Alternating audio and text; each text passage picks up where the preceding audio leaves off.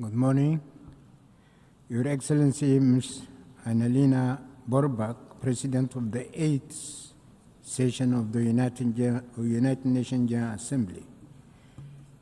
Your Excellency, Antonio Guterres, Secretary General of the United Nations, honorable heads of delegation, distinguished delegates, ladies and gentlemen. Madam President, allow me to join previous speakers to congratulate Your Excellency for your election to the presidency of the 8th session of the United Nations General Assembly. During the 79th session of the United Nations General Assembly last year, I had briefly reflected as a backdrop and for purposes of historical reference to dwell on humanity's collective trajectory in the past 100 years. In this regard, the defining features of this century can be summed up by failure of the League of Nations, established in the aftermath of the First World War to guarantee the lofty objectives of peace, economic growth, and prosperity for humanity as a whole. Opportunities lost even after the United Nations was subsequently formed in 1945 and until the end of the Cold War, and reckless and dangerous trends set in motion in the prevalent unipolar world order in the last 30 years. As we all agree, the League of Nations and the United Nations were originally conceived as viable architectures of global governance to advance the pronounced lofty objectives that we all cherish. In this respect, and at a time when humanity is aspiring for a transition from the old, defunct global order to a new one, the overarching quest must revolve around finding outside tangential ideological acrimonies enduring solutions to fundamental and outstanding problems that our global community continues to grapple with. Economic injustice has remained the primary challenge for mankind and all the peoples as a whole since ancient times, from primitive social systems to the epochs of slavery and colonization, all the way until our contemporary times in a developed 21st century. The perennial challenges stem from modalities of wealth creation and accumulation, and notably in relation to wealth and income sharing. The fact is, past and present global systems are broadly rooted on monopoly, plunder, and deceit. Domination and attendant policies crafted to that end, military power that is garnered, and military assaults unleashed are indeed mere tools of domination and plunder. Similarly, various economic and financial architectures are essentially enunciated to bolster the objectives of domination and plunder. Policies formulated and operations undertaken to expand the spheres of influence are likewise sheer means of domination and plunder. Subtle corruption constitutes another means of domination and plunder. Wars, conflicts, and crises are also stoked and aggravated for the sole purpose of domination and plunder. Tools of propaganda and deception are weaponized for similar objectives. Ladies and gentlemen, in the event, the cardinal challenge is how to bring about a new global order that promotes justice and fairness to supplant prevailing global governance architecture whose defining contours remain domination, plunder, deceit, and repression.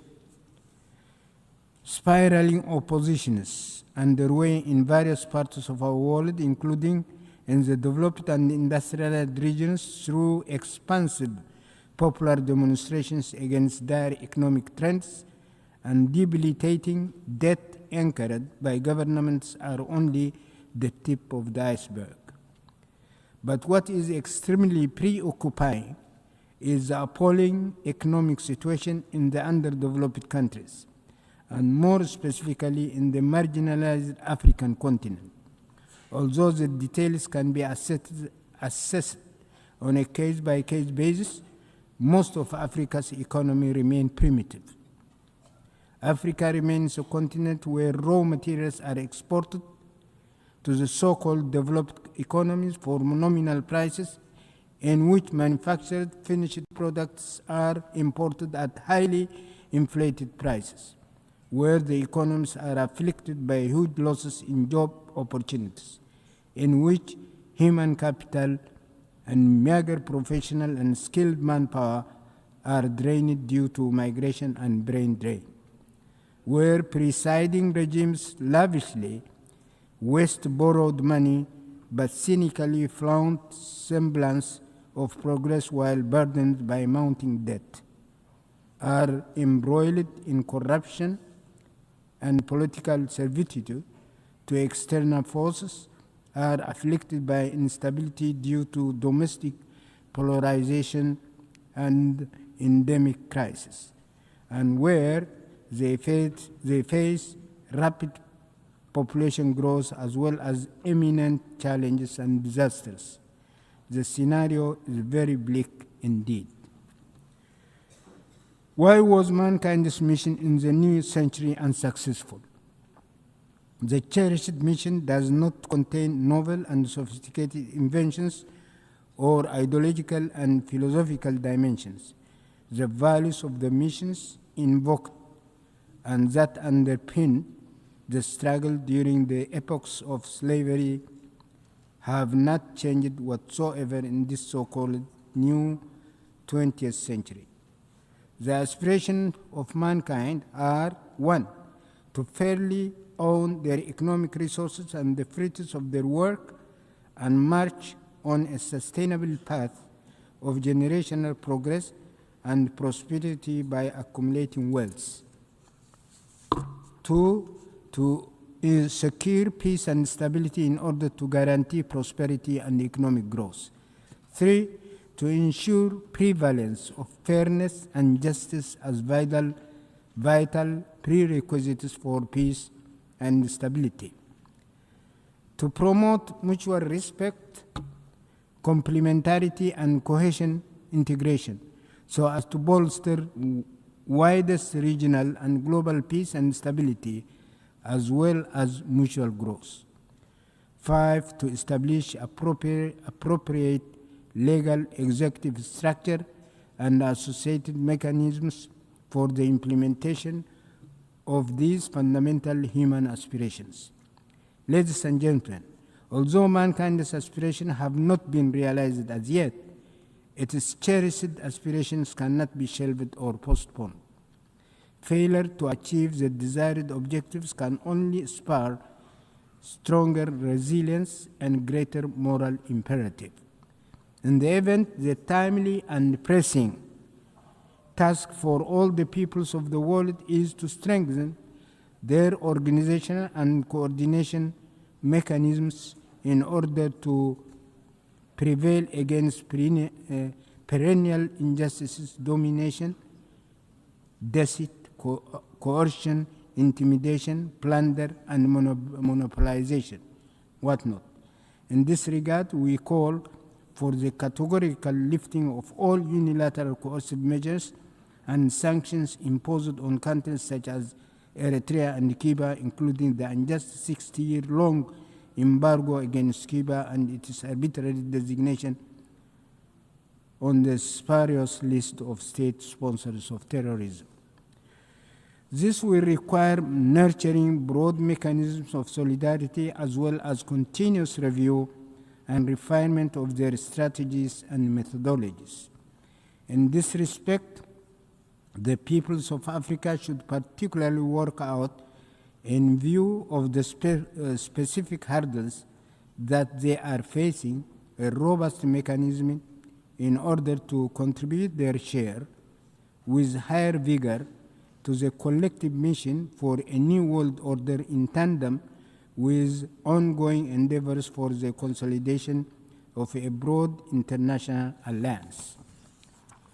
Ladies and gentlemen, on the occasion of the 80th session of the ANGA, I would like to mention that in the interest of time, I have chosen not to delve into vital issues pertaining to palpable shortcomings of the United Nations and its various agencies, along with possible remedial measures, as well as the various initiatives underway by several parties for the crystallization of a new global order.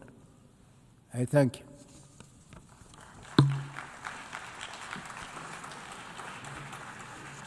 I thank the Minister for Foreign Affairs of Eritrea.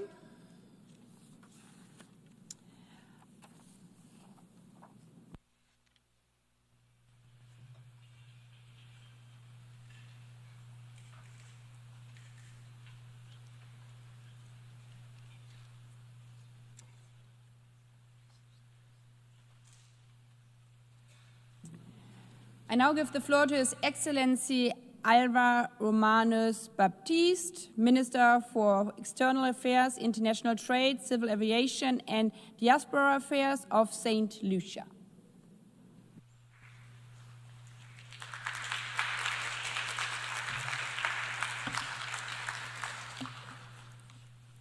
Madam President, in the words of the late Abraham Lincoln, the 16th President of the United States, the most reliable way to predict the future is to create it.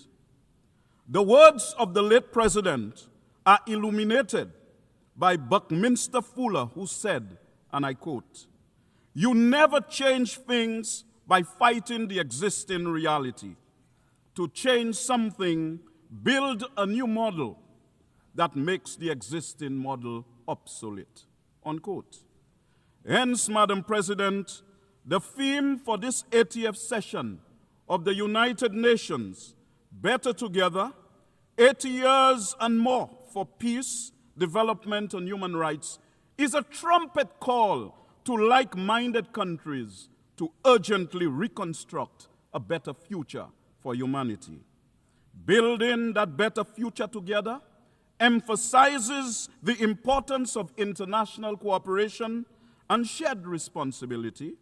It requires a framework defining a shared destiny, and that involves better coordination and coherence across multiple actors to deliver the most effective and sustainable responses.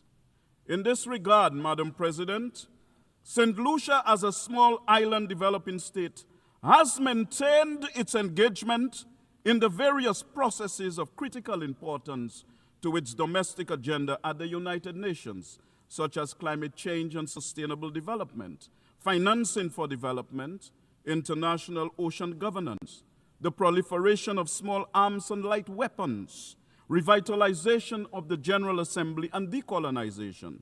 These all have a real impact on our national plans and programs.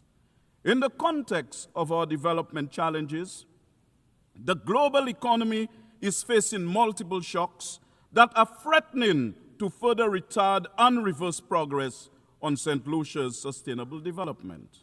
The impacts of these compounding shocks is aggravated by an unfair global financial system that is short-term oriented and crisis-prone, which further exacerbates inequalities, not to mention that small island developing states like St. Lucia face existential threats amplified by climate change.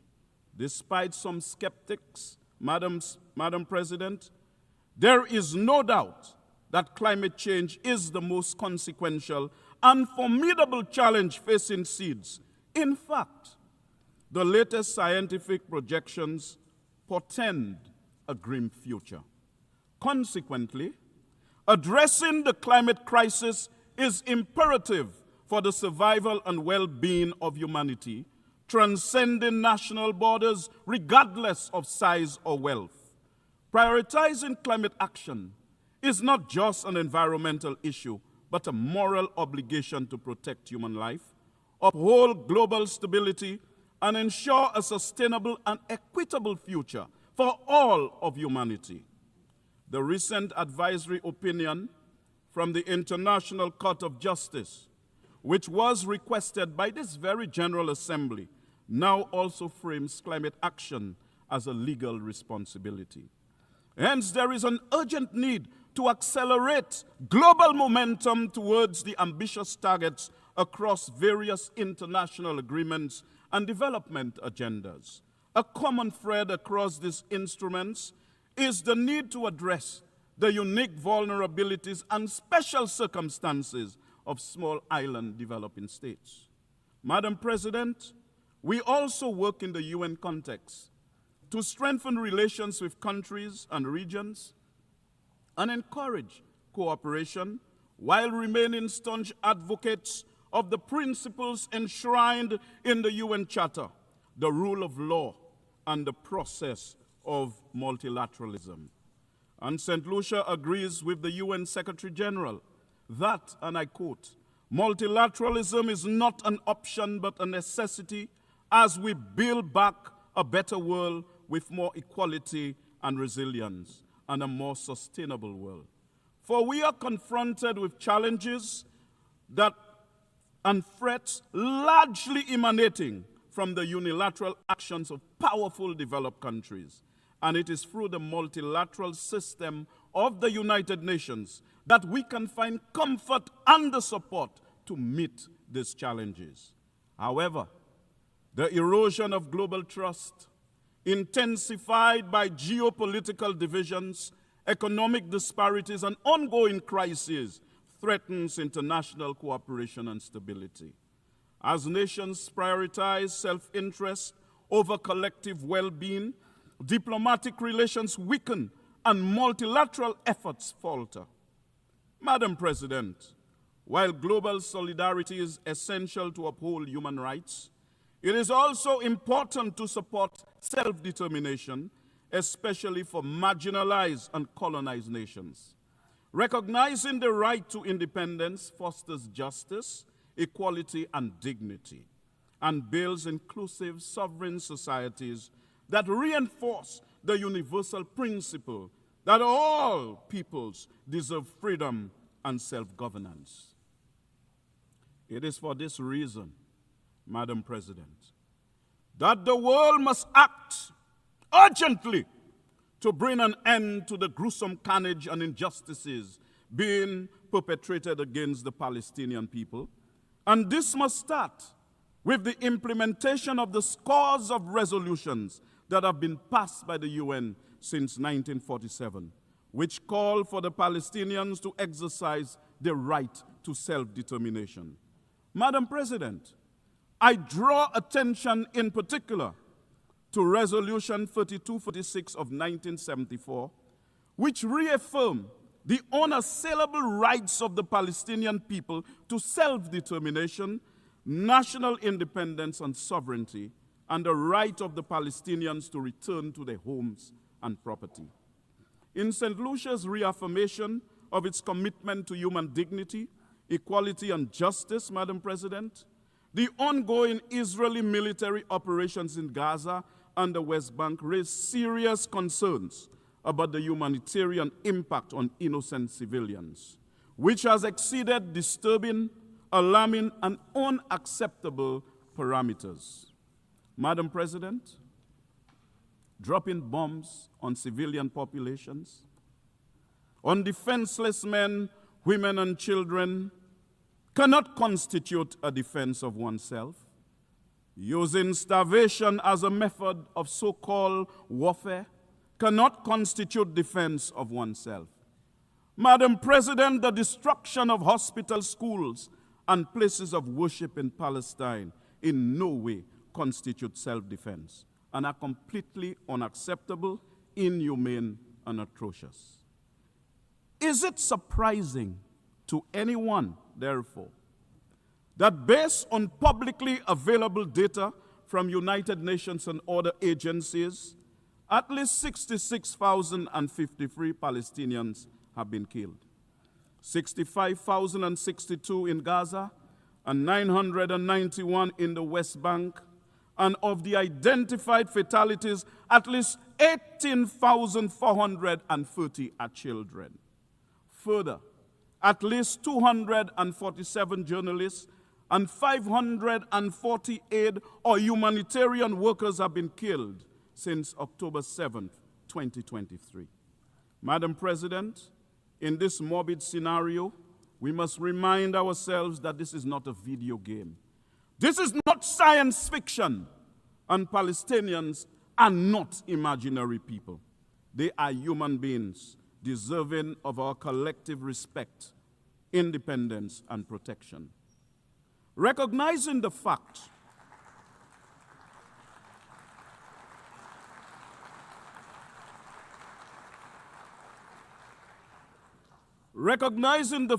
of the shared humanity of both Israelis and Palestinians should cause us to value equally the life of an Israeli and the life of a Palestinian. This would lead naturally to the fostering of dialogue and peaceful solutions to ensure security and stability for all parties involved, because respecting human rights and protecting all civilian lives must remain at the forefront of international efforts to resolve the conflict constructively.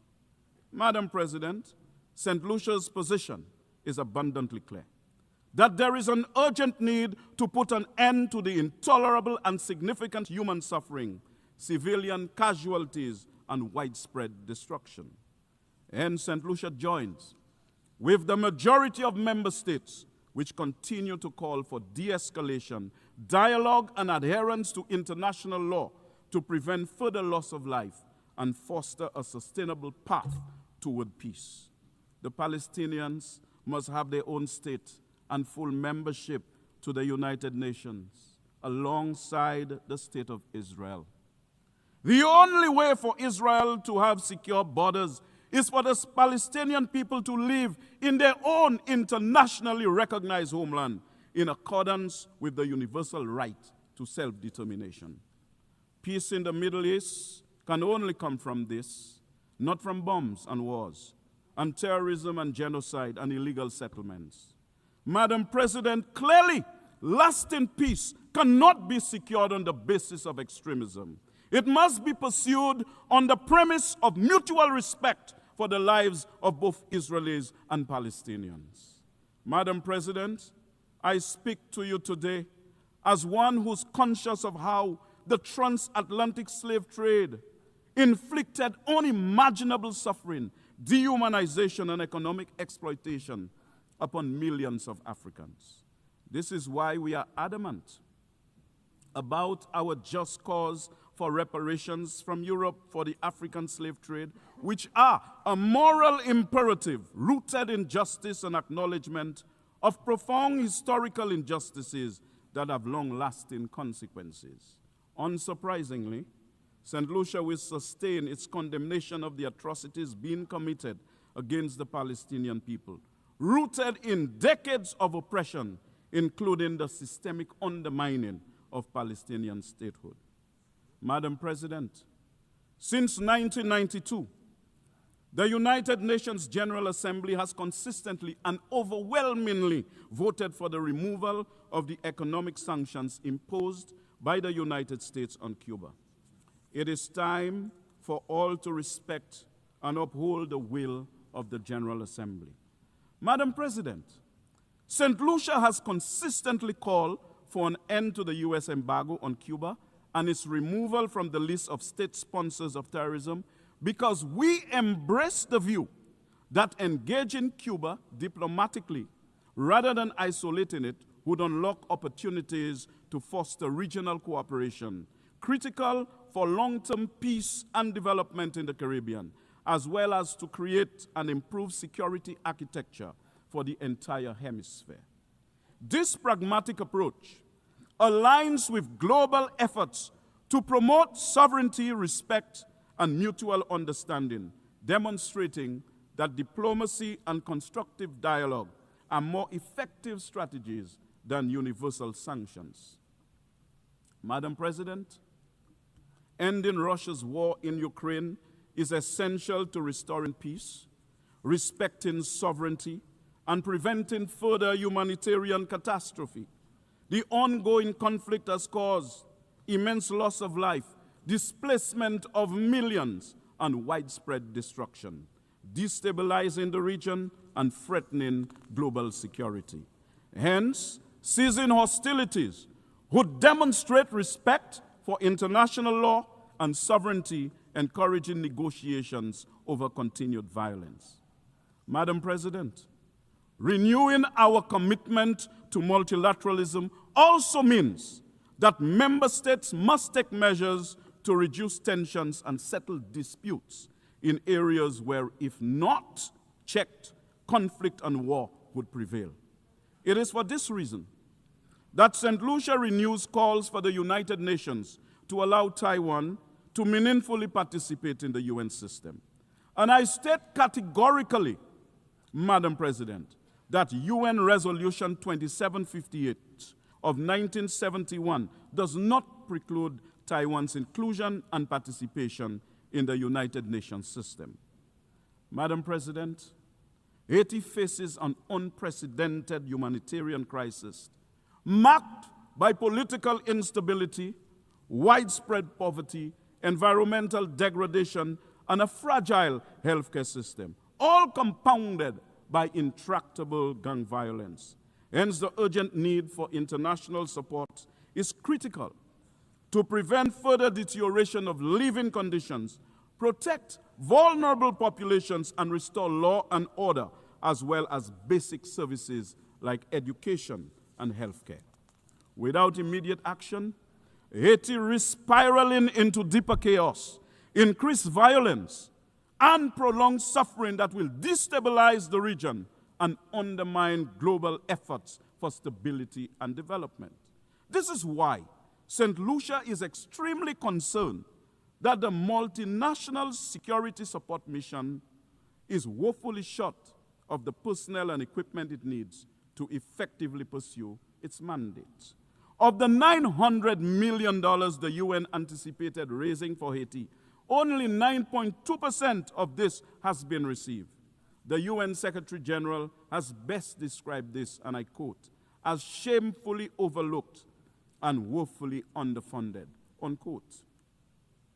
Madam President, on the 29th of January 2014, the leaders of the Community of Latin America and Caribbean states declared our region as a zone of peace. It was a declaration based on a commitment to upholding the principles of the UN Charter. It was based on the understanding that peace was necessary for the development of the peoples of the region, and that peace in the region contributed to international peace and security. As recently as the 13th of June this year, at the Brazil Caribbean Summit in Brasilia, the heads of government reaffirmed their commitment to maintaining the region as a zone of peace. It is in this context, therefore, that St. Lucia, like other CARICOM member states, views with concern recent developments in the region which have aggravated tensions between Venezuela and the United States. We pray, Madam President, that this tension does not degenerate into violence, hence maintaining our region as a zone of peace. It is also in the context of the Latin American and Caribbean region as a zone of peace that St. Lucia is concerned over developments between Venezuela and the CARICOM member state of Guyana in relation to the border dispute between the two countries. St. Lucia urges the non-use of force on that issue and reliance on the multilateral mechanisms that are in place for resolving it. St. Lucia prioritizes diplomacy over violence, believing dialogue fosters peaceful coexistence and safeguards sovereignty. Small nations like ours can advocate effectively through non-violent diplomacy, demonstrating its moral and pragmatic strength, Madam President. Consequently, Madam President, we have a moral obligation to promote peace, development, and human rights through collective leadership rooted in respect, diplomacy, and multilateral cooperation. However, Madam President, we have to accept that the UN's commission is being ignored and disrespected when we witness the undeniable genocide that is being committed against the people of Palestine. Further, the recent attacks on Iran, Syria, Lebanon, and Qatar speak to the violation of the UN Charter, which has now become normalized. We cannot deny that the UN's commission is being snubbed and disregarded when, after 3 years, Russia continues to flout international law and the UN Charter with its unprovoked invasion of Ukraine. Similarly, the UN's commission is also being ignored in the 63-year-old unproductive economic embargo that has been imposed on the government and people of Cuba, despite the many UN resolutions calling for its removal. And we have to agree that the UN's commission is being disregarded in the conflict in the Sudan. These shocks to the UN's commission should be of concern to all member states, but they are of particular concern to all small island developing states like St. Lucia, not just because these conflicts threaten world peace in general, but because they are symptomatic of a departure from multilateralism and the adoption of an outdated notion that might is right. Clearly, Madam President, violence is not in consonance with the requirements of our times. In fact, it is abundantly clear that military dominance, which is an expired currency of a bygone era, is not moral tender and cannot purchase peace and stability in the contemporary global political environment. The old military order, though fraught with contradictions, is pregnant with renewal. Without guidance, its offspring may be disfigured by conflict. But with diplomacy as the midwife, this troubled gestation can deliver a new era of peace and stability. The world's intolerance for the carnage in Gaza and the West Bank is symptomatic of its resentment for needless bloodshed. While military dominance enables death and destruction, it cannot resolve the spectrum of challenges that we as a global family are called upon to confront within the framework of our integrated whole. So, Madam President, the UN 80 initiative is essential to revitalize the UN's effectiveness amid crisis, enhancing multilateralism to restore trust and address issues like climate change and inequality. Madam President, despite challenges like limited enforcement, vetoes, and geopolitical interests, the UN remains a valuable conflict resolution tool. We should leverage the UN to advance economic and social priorities and a stronger international response to global issues. Hence, a new model for the United Nations should prioritize reforming its decision-making processes to enhance efficiency, accountability, and inclusivity, addressing current limitations like veto power and bureaucratic inertia.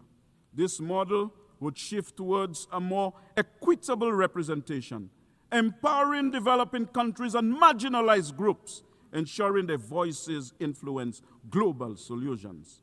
It would strengthen the UN's capacity for rapid response to crisis, integrating innovative approaches like technology and multi-stakeholder partnerships. By fostering transparency and accountability, this new model would rebuild global trust, making the UN a more effective, responsive, and equitable platform for advancing peace, sustainable development, and human rights in an increasingly interconnected world. This model, Madam President, will give birth to an international environment of peace, of the absence of major conflicts and wars, of the decline of unilateralism, of a greater function in multilateralism that protects us from climate change and climate injustice, from the scourge of illegal weapons smuggled into our countries, an international environment where nations honor their financial commitments and responsibilities and respond and respect and promote human rights that supports our efforts at regional integration. Madam President, as I prepare to close, this model would be a fine testament that after 80 years, multilateralism would be in a good place, and that with the United Nations, we can expect that in the years ahead, there will be more peace, greater development, and the prevalence of human rights. Let us choose it, my dear brothers and sisters. Let us reach for it, my dear brothers and sisters, because after all, in the words of Buckminster Fuller, we are called to be architects of the future, not its victims. Madam President, I yield the floor.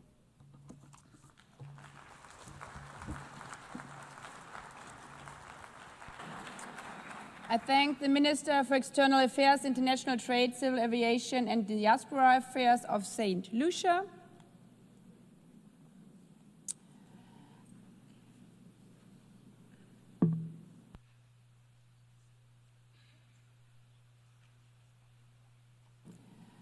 I now give the floor to His Excellency Mulambo Hamakuni Haimbe, Minister for Foreign Affairs and International Cooperation of Zambia.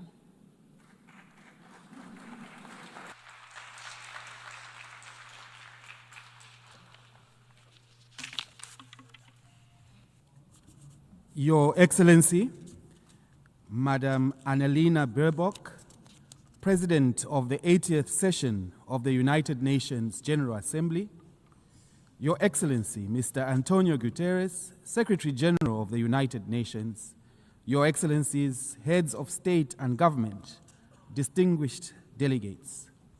I am honored to address this august assembly on behalf of Mr. Hakainde Hichilema, President of the Republic of Zambia.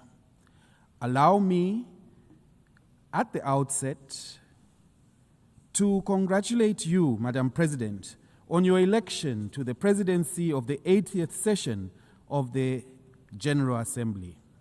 The choice of theme, Better Together, 80 years and more for peace, development, and human rights, is timely as it underscores the need for us to work together for the common good in the face of multiple global challenges.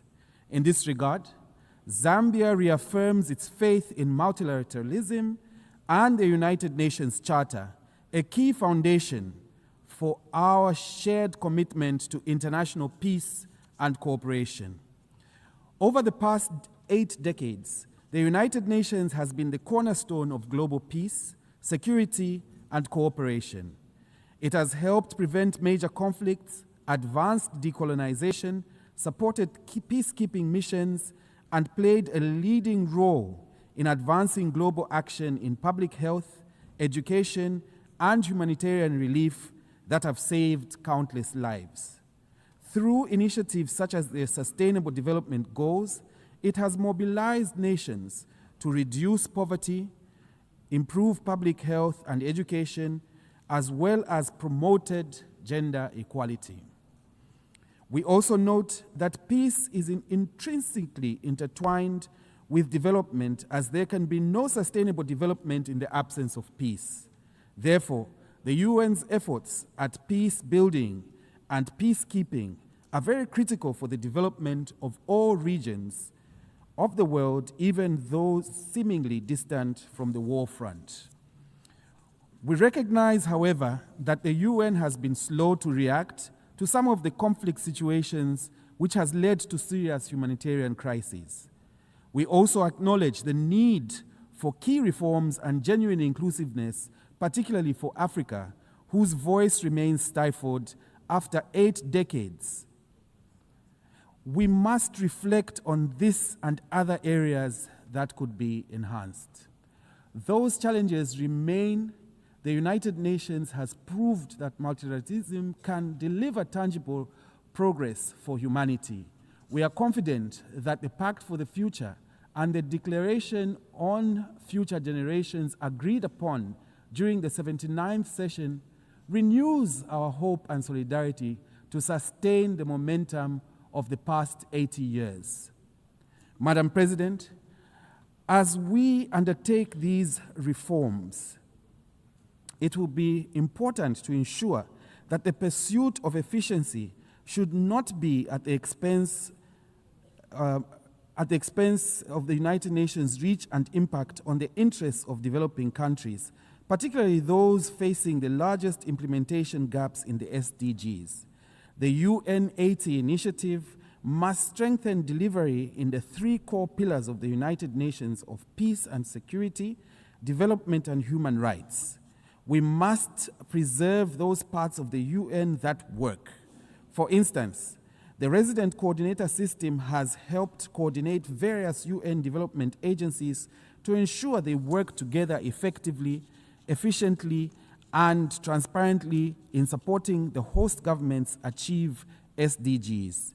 These reforms must serve to strengthen the RC system. Madam President, we meet at a critical moment when escalation in geopolitical tensions pose a significant threat to the gains made in the 80 years of the United Nations' existence. This exacerbates the existing challenges and places multilateralism under threat. Further, we have witnessed how challenges such as ongoing conflict situations, climate shocks, and the pandemic have negatively impacted the global economy. It is therefore clear that a short period of war or crisis can erase decades of development gains. We therefore categorically condemn war and aggression and urge all parties in conflict to choose diplomacy over violence. Allow me to re-echo President Hakainde Hichilema's constant reminder to the world that instability anywhere is instability everywhere.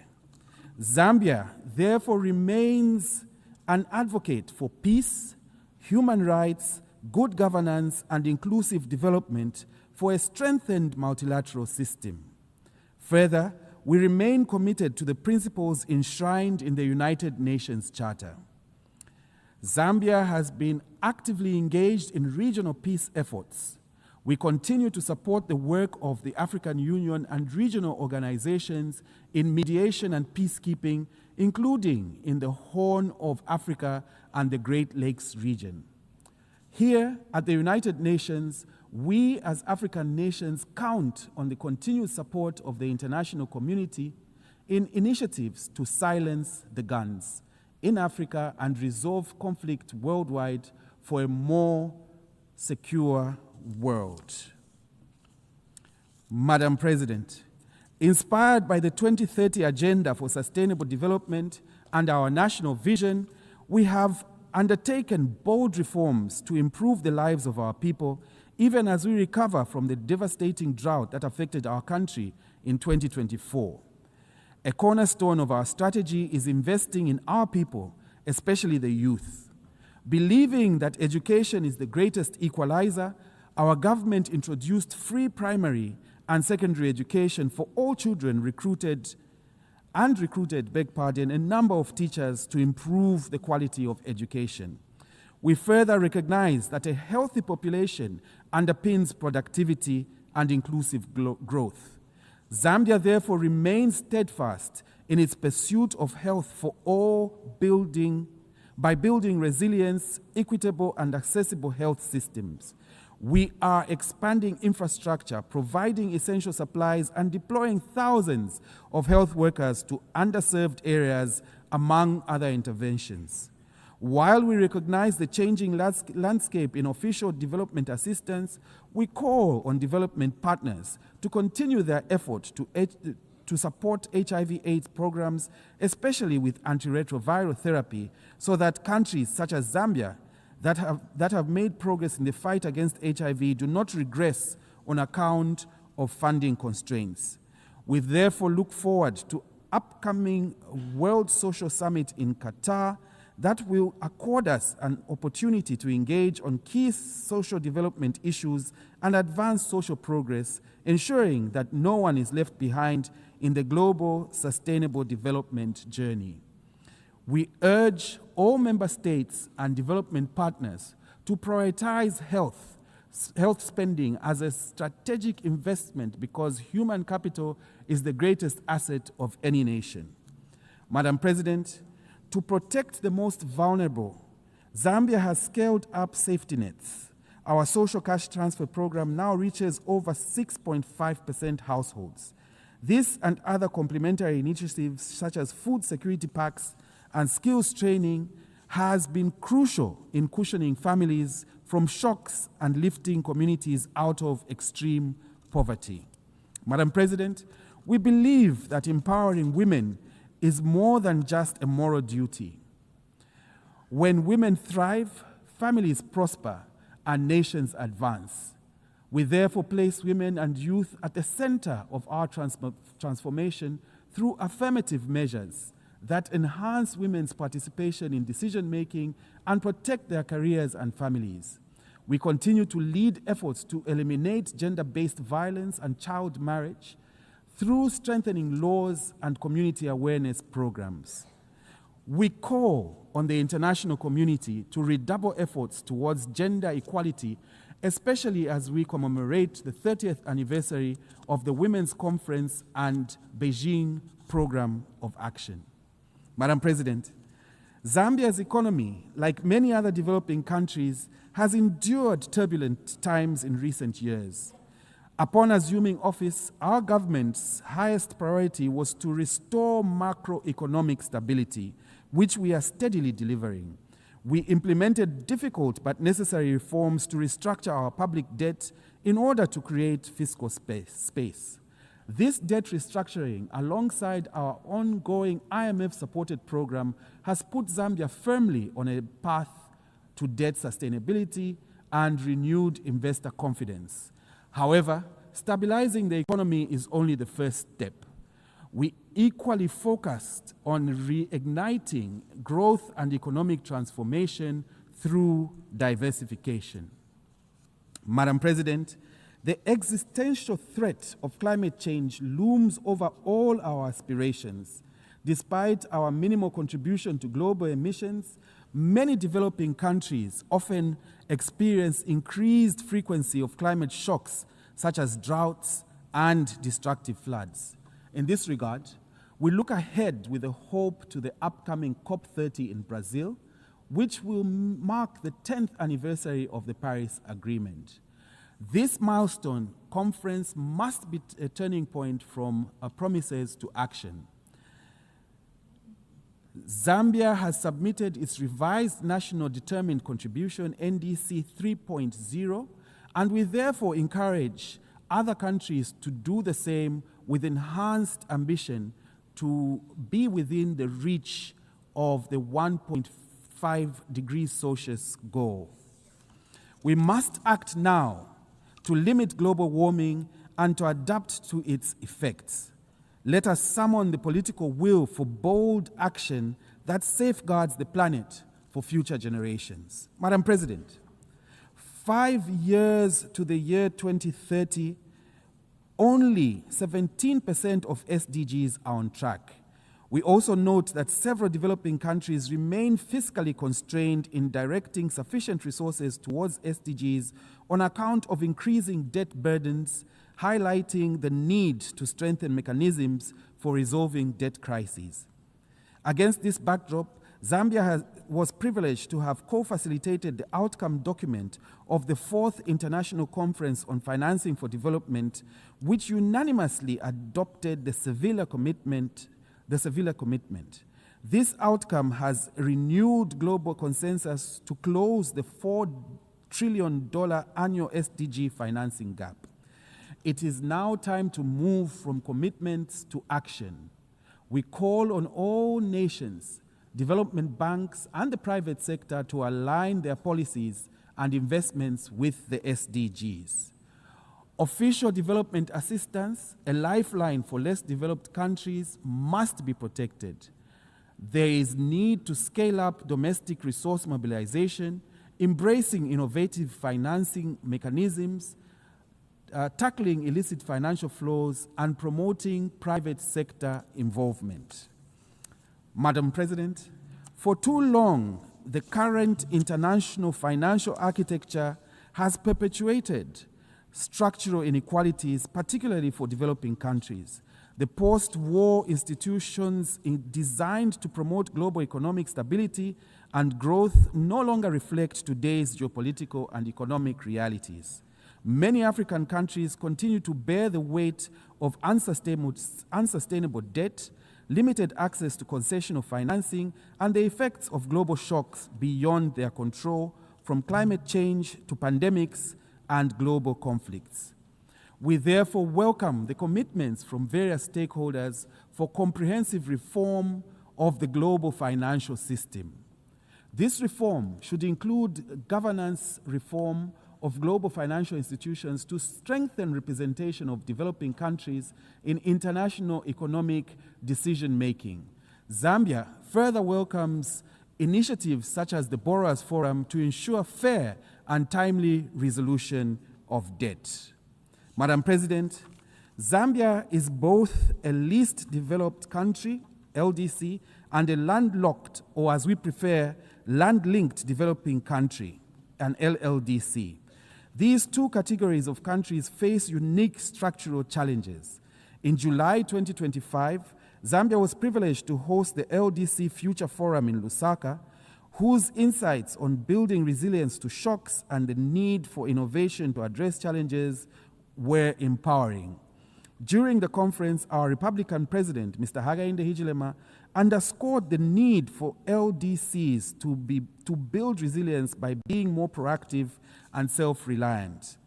As a landlocked country, Zambia welcomes the Awaza Program of Action, which prioritizes structural transformation, trade facilitation, regional connectivity, resilience, and ICT infrastructure, which reflect our own priorities.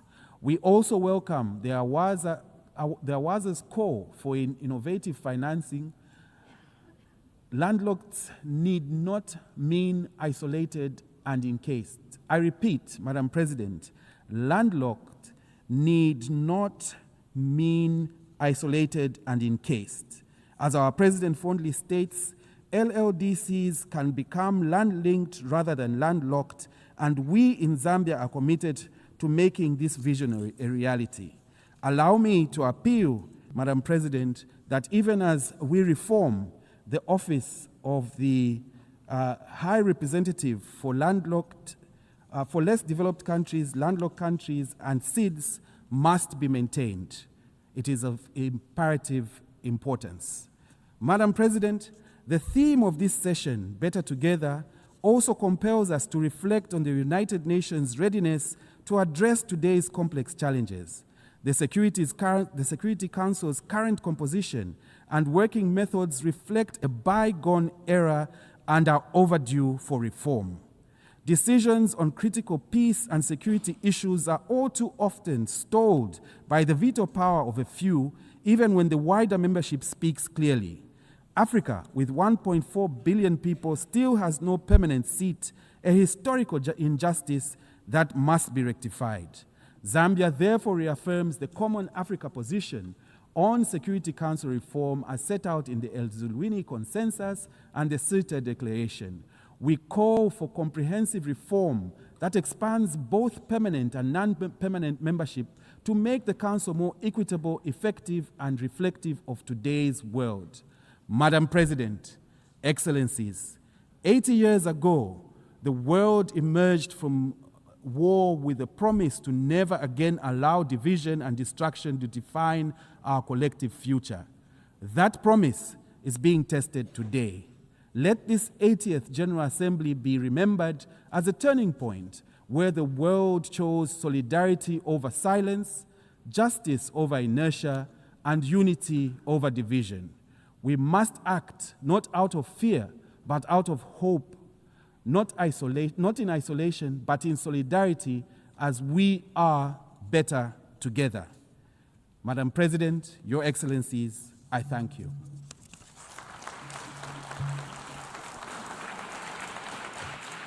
I thank the Minister for Foreign Affairs and International Cooperation of Zambia.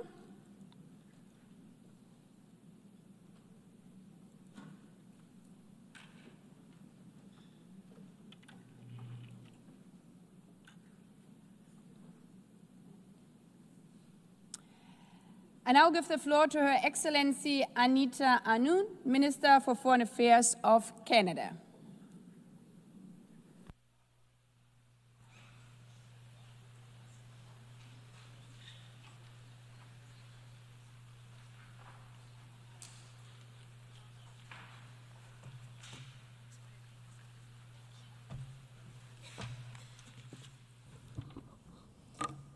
President, Excellencies, distinguished delegates, let me, Madam President, congratulate you on your election as President.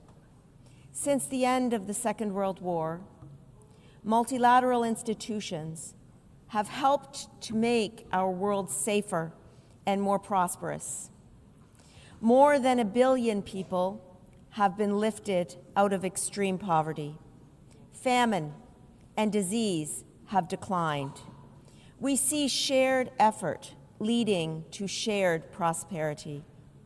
Pourtant, aujourd'hui, however, today, this multilateral system is under threat. Some countries are turning more inward, looking at protectionism and unilateralism rather than multilateralism. Around the world, the geopolitical landscape is unstable. Those power is heading towards a way that is undermining, jeopardizing our security and prosperity. We are facing challenges that no country can address alone. Allow me to start with Canada itself, because the strength that we have abroad is based on resilience at home. Proudly bilingual, resilient, dynamic democracy spanning 3 oceans, blessed with natural resources, and above all, defined by the ingenuity of our people. Our scientists are leaders in artificial intelligence and clean technology. Our workers are partnering in the global energy transition. Our entrepreneurs are advancing critical minerals, agriculture, and digital innovation. Canada is home to Indigenous peoples and to immigrants from every corner of the globe. Let me say a few words about Indigenous peoples on the eve of Canada's National Day for Truth and Reconciliation. The voices of Indigenous peoples enrich our democracy at home and diplomacy abroad. Their leadership has laid the foundations for the path followed by Canada and is strengthening our place in the world. Canada has for a long time been advocating for cooperation, diplomacy and international law. Whether this be a question of promoting peacekeeping operations of the UN during the Suez crisis, or indeed the Ottawa Treaty that prohibits anti-personnel mines, Canada has always been an innovative leader on global issues. This is something that still guides us. Not shrink from global challenge. Canada does not retreat from duty. Canada does not walk away from building and strengthening peace. Even as the world changes, Canada remains a stable and reliable partner, both in business and collective security. At its core, our foreign policy rests on three pillars. First, defense and security, keeping Canadians safe, strengthening our sovereignty, being good allies and partners in NATO and NORAD. Second, economic resilience, diversifying trade, strengthening supply chains, being an attractive destination for capital, and an entrusted trading partner while advancing rules-based trade. And third, core values, promoting democracy and pluralism, balancing and maintaining human rights, fostering gender equality, protecting our environment, and working with Indigenous partners on sustainable development and prosperity while safeguarding our environment. But we face a changed reality. Rising unilateralism and protectionism weaken multilateral institutions and the rule of law, the very bedrock of the post-war order. À eux seuls. In 2024 alone, 300 million people needed humanitarian assistance. 120 million were displaced. More than 40 million were refugees. Conflicts cost $14 trillion a year for the global economy. And each of these figures is not simply a statistic, but it's a child, a family, a community. Each and every one of them are just proof of why we must respect together the UN Charter, the Geneva Conventions, the Refugee Conventions, and Human Rights Conventions. Stark realities. Retreat is not an option. Canada will not turn inward. Canada will work to reform and strengthen multilateral institutions such as the United Nations so that they are more resilient and more effective in meeting the challenges of today and tomorrow. Canada is an Arctic nation. In the Arctic, a critical part of Canada and the world, climate change and new geopolitical pressures create both risks and responsibilities. Canada will safeguard its sovereignty, modernize NORAD with the United States, bolster NATO with fellow members, and work with Indigenous peoples to ensure that the Arctic remains a region of peace, cooperation, and sustainable development. The challenges to security are not confined to our own borders. Russia's 2022 illegal full-scale invasion of Ukraine stands as a grave breach of the UN Charter. Russia's aggression, attacks on civilians, and abduction of children are flagrant violations of international law. Putin believed Ukraine would fall in 3 days. 3.5 years later, Ukraine still stands, its sovereignty intact, its people unbowed, its courage unbroken. Canada's position is clear. Putin cannot be permitted to redraw boundaries at his will. Might does not make right. Ukraine is not backing down, nor will its friends, including Canada.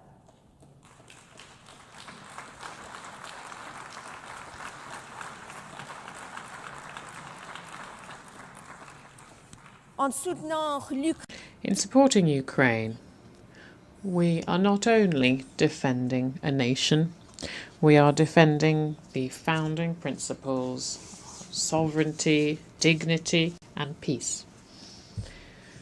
values that unite us all. Canada has already pledged $22 billion of various types of aid to Ukraine, and Ukraine can count on our long-term support. Here at the UN, last week, the Prime Minister Carney and President Zelensky reaffirmed our shared commitments, something that is shared by a large number of you here, to bring back Ukrainian children, bring them home. The October 7th terrorist attack by Hamas on Israeli civilians was absolutely horrific. Hamas is a terrorist organization and an impediment to peace. Canada calls on Hamas to lay down its weapons and to release all remaining hostages immediately. The scope of the humanitarian crisis in Gaza is catastrophic and requires urgent action. Canada has committed over $340 million in humanitarian aid, and our Canadian armed forces have participated in airdrops. We call on Israel to help protect the civilian population in Gaza, to open land corridors for unimpeded access of humanitarian aid at scale, and to ensure that healthcare facilities are fully protected. The two-state solution is eroding, as is evident in Israel's illegal expansion of West Bank settlements. Canada's recognition of Palestine last week reflects long-standing Canadian policy based on the right of the Palestinian people to self-determination and our commitment to a two-state solution, a future where Israelis and Palestinians live side by side in peace and security. We support partners in the region who continue their efforts to reach a ceasefire as soon as possible and to contribute to the political processes that must follow. Canada will participate in these processes in every way that we can. We are committed to efforts to strengthen the capacity of the Palestinian Authority, working collaboratively with partners in the region. On Haiti, in Haiti, violence is destroying lives and undermining stability. Canada supports the efforts made at the UN Security Council to create a new mission to tackle violence, put a stop to gang violence, and re-establish governance and open the way for stable democracy and a greater level of regional security. These struggles are not something that happens far away in today's interconnected world. Conflicts, indeed, that break out anywhere in the world affect all of us. Global economy, Canada's diplomacy is also focused on delivering growth and economic resilience for our people. To grow our economy and create opportunities for our businesses, Canada is deepening partnerships in Europe, the Indo-Pacific, the Americas, and Africa. Recent progress includes a strategic defense partnership with the European Union, the Canada-Indonesia Comprehensive Economic Partnership Agreement, signed just last week, expanded agreements with Mexico, and continued leadership through key trade agreements such as the CPTPP and CETA. These are not just trade agreements. These are bridges of resilience, engines of prosperity, and commitments to the rules-based system that benefits us all. Through multilateralism, we can build an inclusive and sustainable global economy. And when multilateral institutions are under threat, Canada will not turn inward. We will lock arms with our partners to strengthen institutions, building their legitimacy and their efficacy to meet the challenges of today and tomorrow.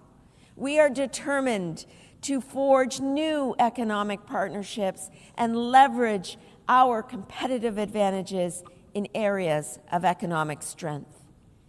Canada will ensure that we utilize our diplomatic efforts abroad to the benefit of domestic interests as well. Alors que nous... At a time when we're all looking to strengthen resilience, security and economic growth of our peoples, we cannot renounce or give up on our multilateral institutions and processes. Multilateralism remains our best hope to address global challenges. Rather than rejecting international norms, we should instead strengthen multilateralism by reforming its international institutions. This is the only way that international institutions will be able to address the challenges that we are all facing, while all the while providing results for our nations and peoples. Have an opportunity to act with pragmatism and flexibility in our efforts to deal with collective challenges. That is good advice for all of us in our chamber here today. We need to bring together the representatives of those countries and entities that are both relevant to and affected by the crises at hand. As we have seen with the Coalition of the Willing for Ukraine, these efforts in support of the UN Charter need to become the new norm so that we can move forward on urgent challenges at scale and at speed. A generation of Canadians, including Canada's fierce and inspiring ambassador to the United Nations, Bob Rae, who has provided a lifetime of dedicated service to our country, helped to build these multilateral institutions. And I pay tribute to Bob for his lifetime of dedicated service to our country. Our goal will always be to prevent and to resolve international conflicts while modernizing global institutions so that they can meet the challenges of the future.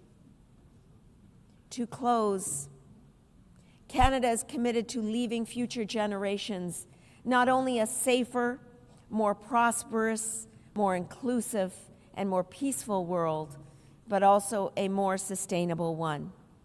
Canada will be defined not by the strength of our values, but by the value of our strength. We know that no country can meet today's challenges alone.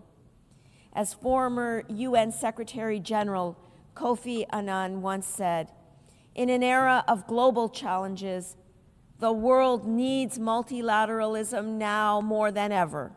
No nation can solve its problems alone.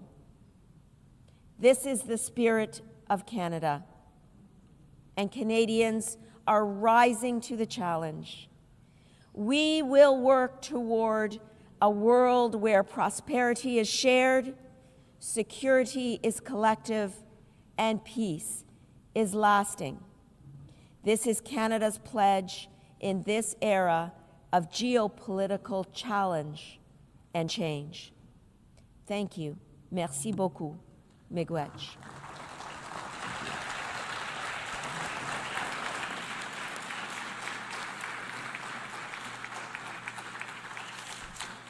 I thank the Minister for Foreign Affairs of Canada.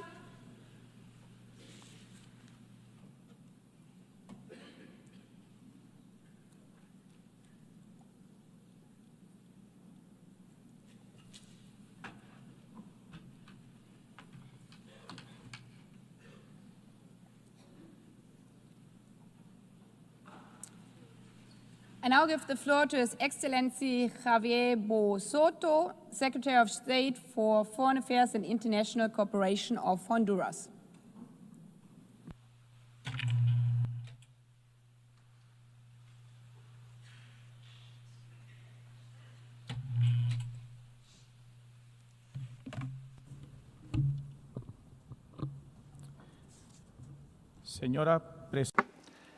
Madam President of the General Assembly, Secretary General of the United Nations, Heads of State and of Government,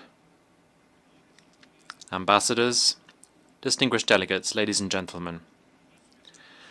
I address you today on behalf of the Government of the Republic of Honduras and on behalf of President Iris Xiomara Castro Sarmiento, the first woman to lead the destiny of our nation, who recognizes the historic meaning of this General Assembly, which commemorates 80 years since the establishment of the United Nations.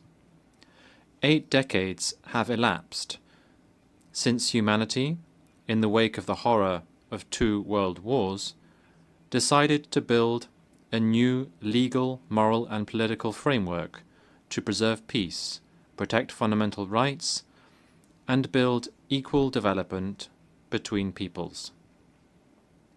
Today, in 2025, we need urgently to see if this foundational promise has been fulfilled, or, worse, if there is the risk of it being meaningless given the unprecedented challenges of the 21st century. Madam President, the world is not peaceful. The genocide in Gaza, the devastation in Ukraine, persistent violent crises, particularly in the Middle East, Africa and Haiti, the dangerous weapons business of global capitalism, all show the failure of the multilateral system to fulfill its essential mandate to achieve peace, to prevent barbarism, to stop the progression of the nuclear race, which major powers are engaged in and which could be the apocalypse of humanity. We categorically reject the fact that the most important decisions on peace and security throughout the world are hoarded in the hands of 5 permanent members of the Security Council. Their veto power, which has become an anachronistic privilege, has paralyzed collective action and the calls for peace in different parts of the world, and has allowed those committing war crimes to enjoy impunity. The UN cannot remain a hostage to special interests, nor can it be idly complicit in the face of the destruction of entire peoples. It is morally unacceptable that while billions of dollars are spent on weapons, budgets for peacekeeping operations, humanitarian aid, and sustainable development are being slashed. How can it be justified that the voice of 193 states who are present in this General Assembly and who are in favor of peace, to put an end to the different power blocks, can be cancelled out by 1 vote? We cannot continue to sustain a global order founded on privilege and inequality that leads to suffering for millions of poor people throughout the world. If we want the UN to survive as a guarantor of peace and not as an impotent bystander, we urgently need to reform its foundational charter. That is why Honduras joins the clamor of the Global South, demanding that the UN Charter be structurally changed to democratize the Security Council so that it once again has legitimacy, effectiveness, and justice for the nations of the world. To be clear, we are proposing the following. First of all, to broaden the composition of permanent members and non-permanent members, ensuring equitable regional representation therein. Secondly, we need to get rid of the veto, particularly when peace is looked for. and we need to ensure that this is particularly the case where there is genocide, war crimes, and widespread violations of human rights. Thirdly, we need to beef up the role of the General Assembly, providing the Assembly with more power, more binding power, in decisions pertaining to peace, security, and development. And finally, we need to open decision-making fora for women, indigenous peoples, youth, and diasporas, whose voice continues to be marginalized. Honduras is not accepting any more excuses. We will not remain silent in the face of injustice. The norms of the international order cannot continue to be defined by the logic of war, the hegemony of capital, or strategic workings of the most powerful. It must reflect the universal desire of people to live in peace, democracy, with dignity and freedom. Ladies and gentlemen, in Honduras we have embraced these principles. In these 3.5 years of democratic government, led by President Xiomara Castro Sarmiento, we have taken decisive steps forward to give our nation dignity once again by restructuring our institutions, recovering our independence, our people's sovereignty, and upholding people's civil, political, and environmental rights. 12 years and 7 months on since the coup d'etat against the democratic president Manuel Zelaya in Honduras, back then, a drug dictatorship was installed, whose head, Juan Orlando Hernandez, was convicted in New York and sentenced to 45 years imprisonment for being part of a drug trafficking cartel to traffic drugs towards the United States. Public-private corruption, violence, and institutional deterioration were the instruments used by the Honduran oligarchy to continue exploiting our natural resources and our entire people. Our government has begun the process to recover from this episode by carrying out root and branch changes, focusing on the well-being of the majorities who were sacrificed by the drug dictatorship and historically excluded by the neoliberal economic model. This recovery has meant putting people's lives above business and putting education and health above privilege.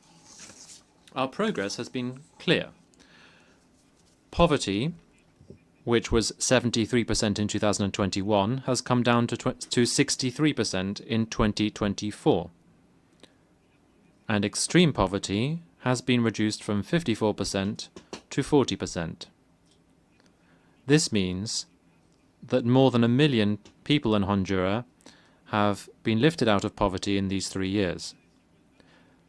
Inequality has also been reduced by almost 6 points on the Gini index. This is double what the previous government had achieved. In addition to this, the income of the 20% poorest, who had been sacrificed as a result of the looting and the indebtedness that had been carried out by the previous government, in contrast to this, in the administration of the democratic socialism of Xiomara Castro that we now have, these people have seen their income increase by 150%, and they now have access to health, sports, security, education, roads, agriculture, and energy provided free of charge. In terms of security, Honduras ended 2024 with a homicide rate of 26 for each 100,000 inhabitants. This is the lowest rate in 20 years. In the anti-corruption fight, we have opened our public finances to scrutiny from social audits. We have got rid of corrupt trust funds, and we have recovered our public goods. The tax justice law sent to the National Congress is part of our progressive tax reform, which aims to redistribute wealth for education, health, agriculture, and social protection, and it eliminates privileges given to the most powerful 25 economic groups and 10 families who monopolize 80% of the country's GDP and enjoyed generous tax breaks. In terms of gender, we have improved gender equality in decision-making. Our cabinet has equal representation of women and men, and we also have programs that have been rolled out to eradicate gender-based violence. Distinguished delegates, Honduras is striving to recover its forests. We have a zero deforestation program to 2030. In this effort, we have established 3 military battalions to protect our forests. Honduras is one of the countries that it suffers most as a result of climate change, even though we are one of the countries that contributes the least to global pollution. Droughts, devastating storms, a loss of biodiversity, and forced displacements are all open wounds that we have not caused, but which we are nevertheless paying with our lives and with our future. This is a struggle that we cannot carry out alone.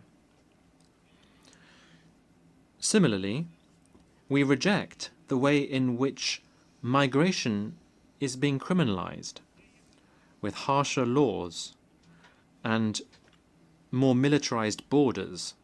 This road resolves nothing. It only perpetuates tragedy. It multiplies suffering, and it denies the fact that there is shared international responsibility to address a human and global phenomenon. People migrate as a result of unequal systems that have failed them for years, not because of their own choice. Criminalizing them means punishing them twice, first to poverty and then to exile. Colleagues, our foreign policy is based on our unwavering respect for sovereignty, the self-determination of people, and human rights. That is why we denounce the illegal unilateral sanctions that throttle economies and condemn people to misery. These measures, such as those imposed against Cuba for decades now, must cease immediately. We unreservedly condemn all forms of foreign occupation and threats of military interference in our hemisphere. They are totally unacceptable. Measures such as these mean denying people's rights to live in free sovereign states. This right is inalienable, and its recognition cannot continue to be postponed or manipulated.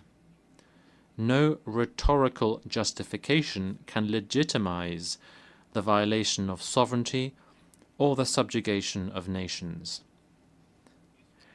That is why today, before this General Assembly, we repeat our recognition of the State of Palestine, in line with our historic commitment and with our unwavering stance in favor of peace, security, and the coexistence of 2 states in the Middle East. Madam President, ladies and gentlemen, this November, Honduras will hold general elections, which will be transparent, inclusive, and democratic.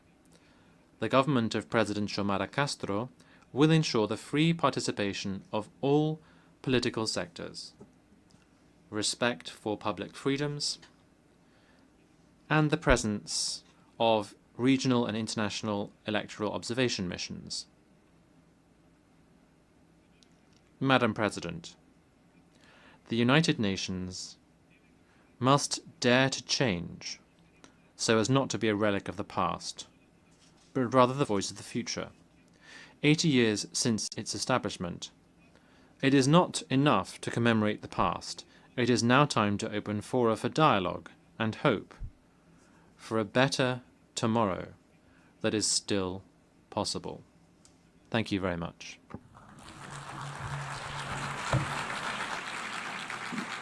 I thank the Secretary of State for Foreign Affairs and International Cooperation of Honduras. I now give the floor to His Excellency Edouard Bizimana, Minister of Foreign Affairs, Regional Integration and Development Cooperation of Burundi.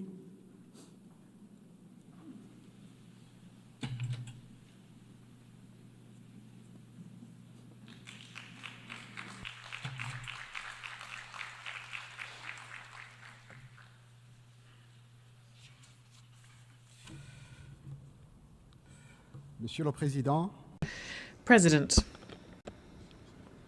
Secretary General, distinguished delegates, ladies and gentlemen, I am taking the floor today on behalf of the President of the Republic of Burundi, His Excellency Evariste Ndayishimiye, who bestowed upon me the honour of representing him at this assembly and to share the views of Burundi.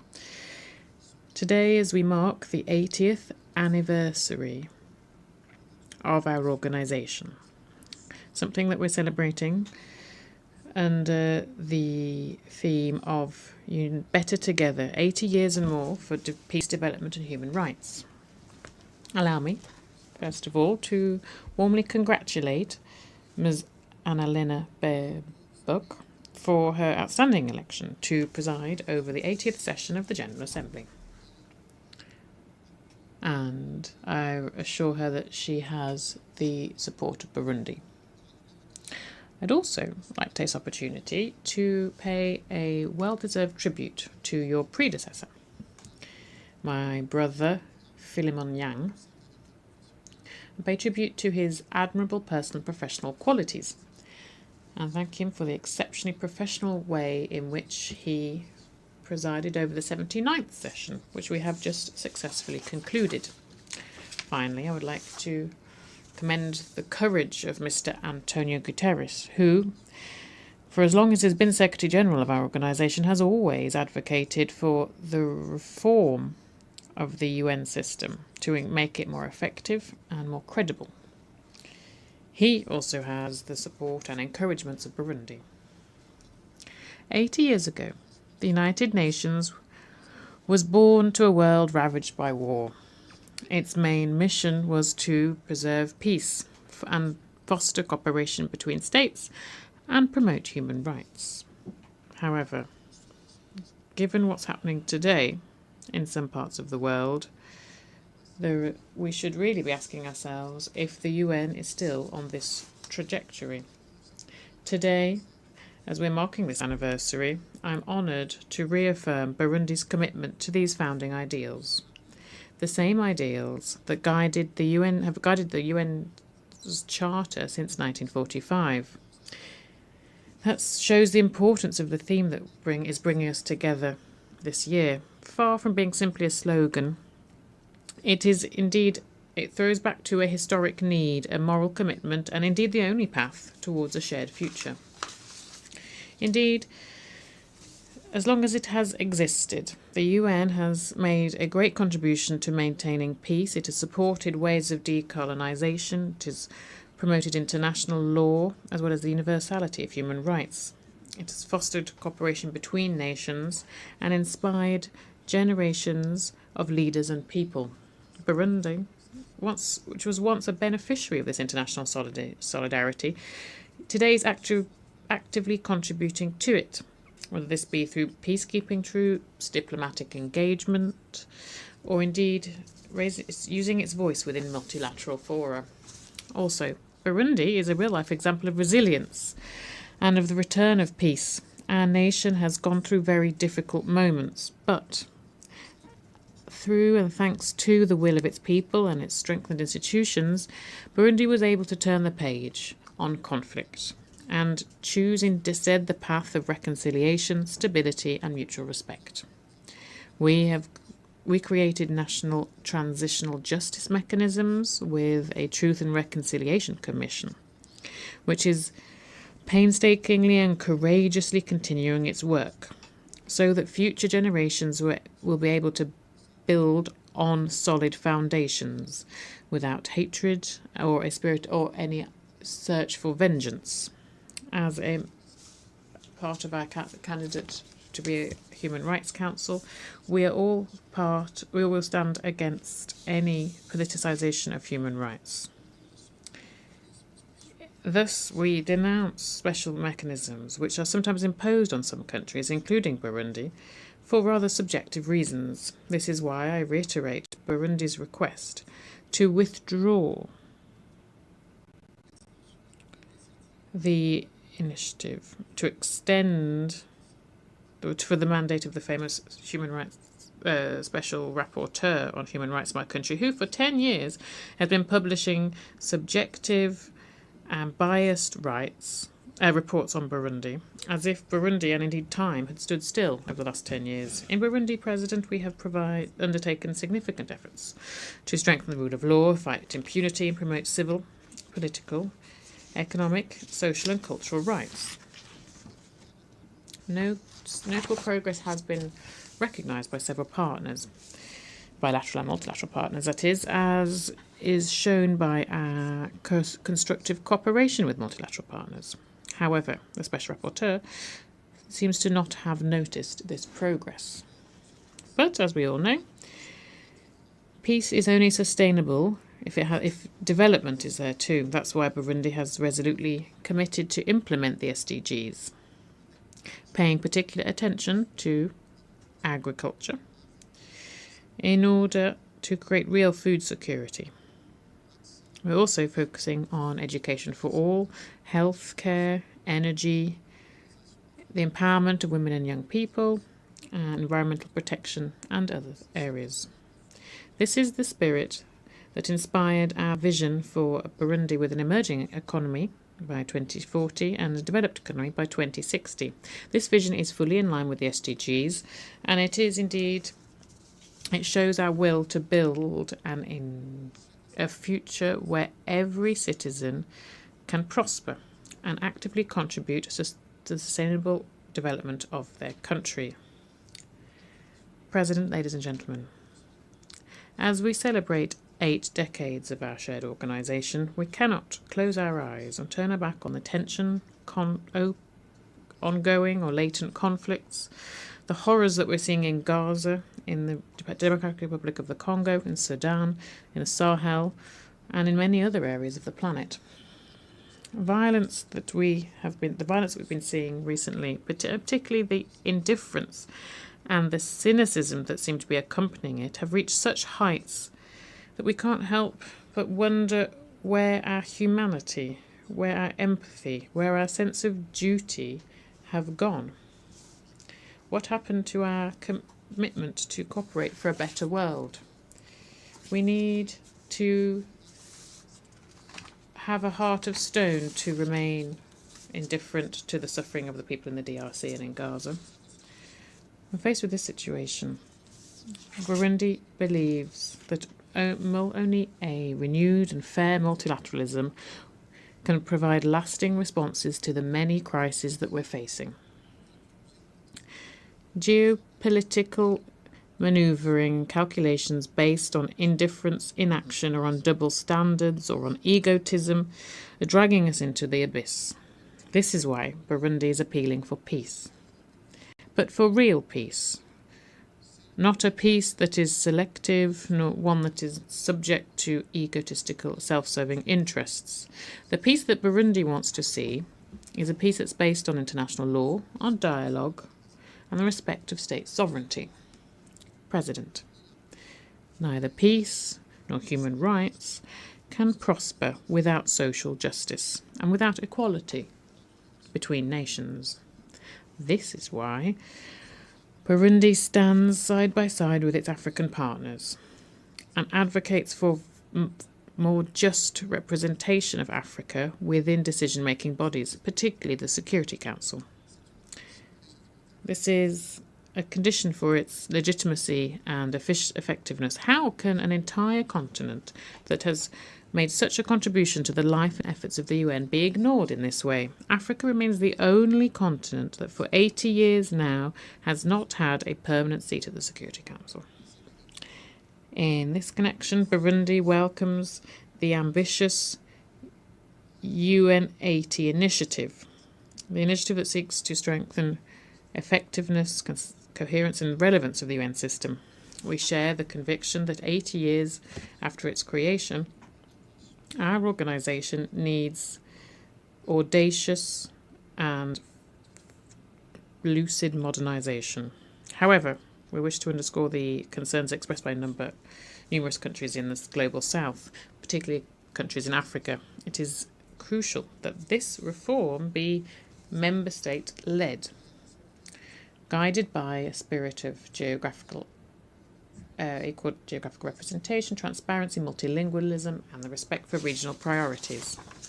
Development, social and economic rights, the fight against inequality, climate action, and international solidarity must never be sidelined in the name of streamlining.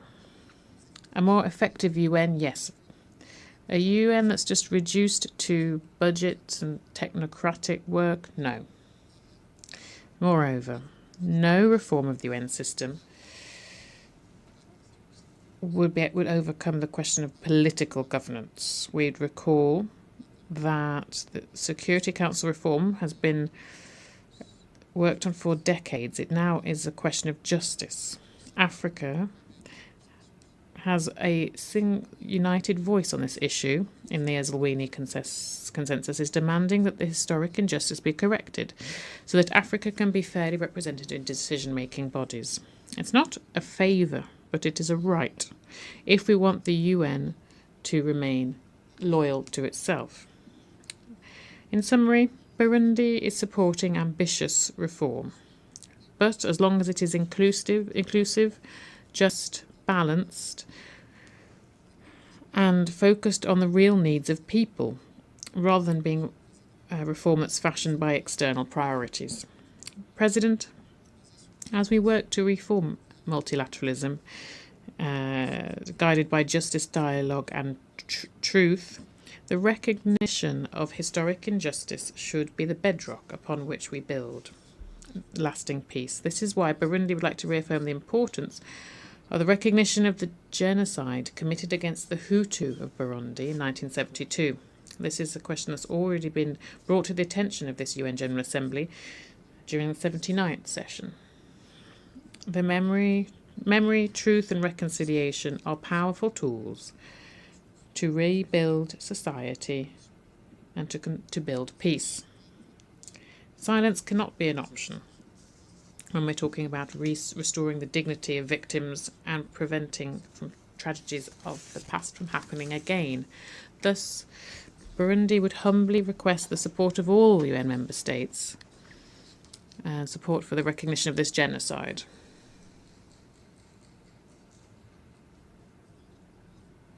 Before I conclude, President, I wish to reaffirm Burundi's will and its appeal to walk together towards a common future.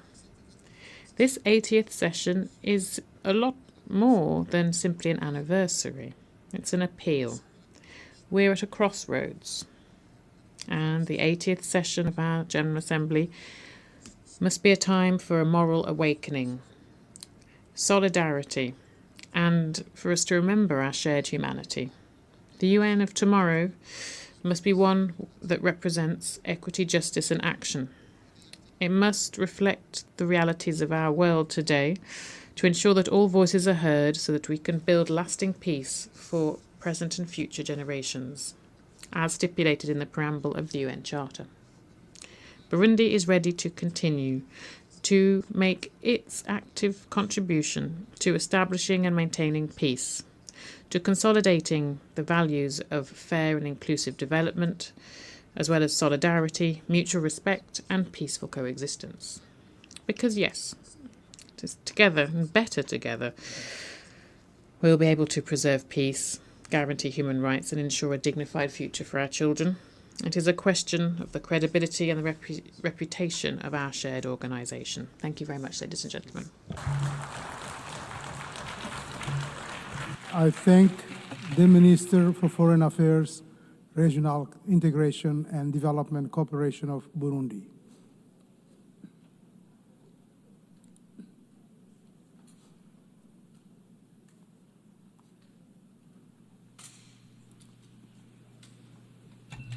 I now give the floor to His Excellency Ahmed Attaf, Minister of State, Minister for Foreign Affairs, National Community Abroad and African Affairs of Algeria.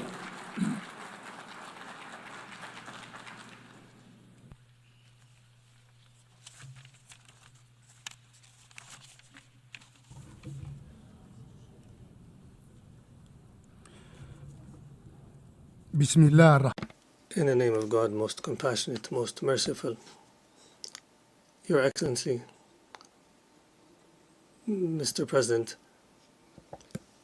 our United Nations organization celebrates its 80th year. And Algeria, together with the UN, celebrates the 7th decade of enlisting the issue of Algerian liberation on the program of this assembly. We celebrate these two memories in a global reality that is extremely turbulent and intricate. It is an international reality where conflicts have accumulated while settlements are absent, a reality where technological revolutions have proliferated while the development gap has expanded between the North and the South. A reality where instruments and treaties and commitments are abundant while implementation and commitment to their letter and spirit are scarce.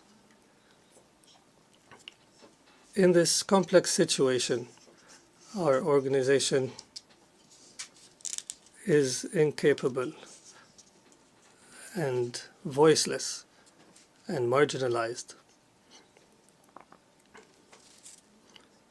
Its enshrined principles are violated, and its adopted resolutions are not implemented.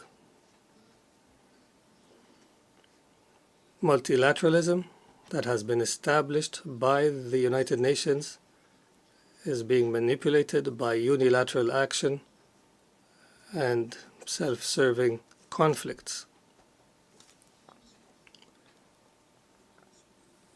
The responsibility is entirely upon us, the member states, to restore respect for international law and to restore effectiveness to multilateralism.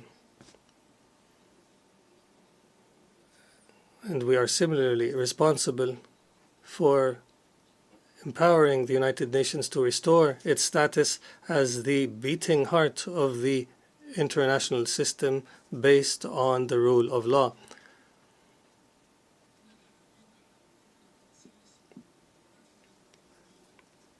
The memory of establishing our United Nations must lead us to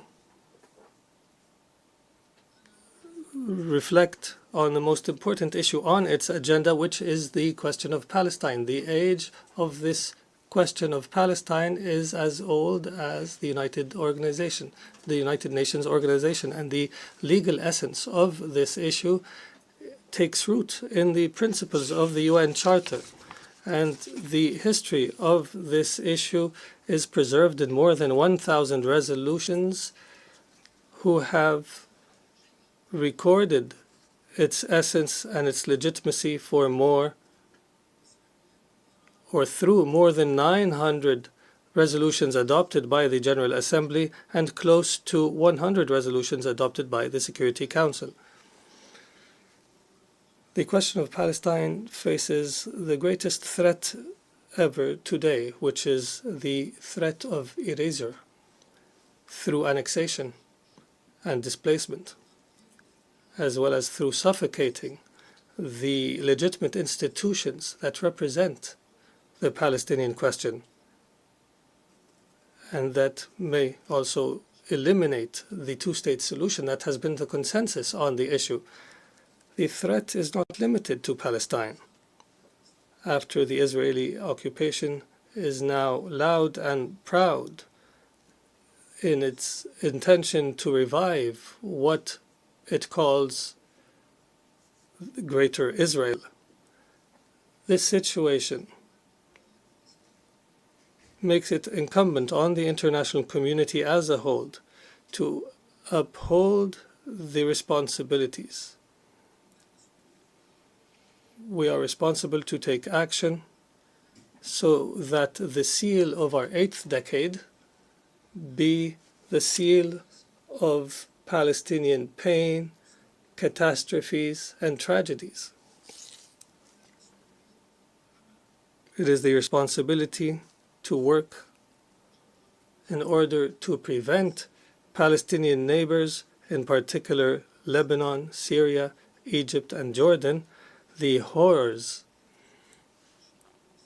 of what Greater Israel promises. It is the responsibility to seek to preserve the two-state solution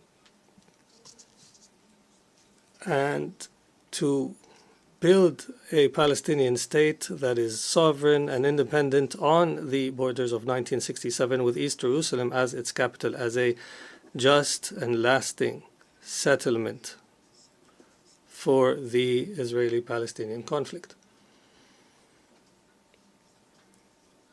We appreciate the increasing recognition of the State of Palestine, and we also reiterate the call launched by our President Abdulmajid Tebboune to empower the State of Palestine with a full-fledged membership in the United Nations.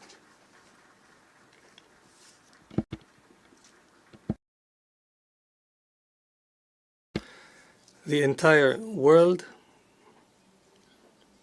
must realize that the establishment of the State of Palestine is not a choice, but a necessity.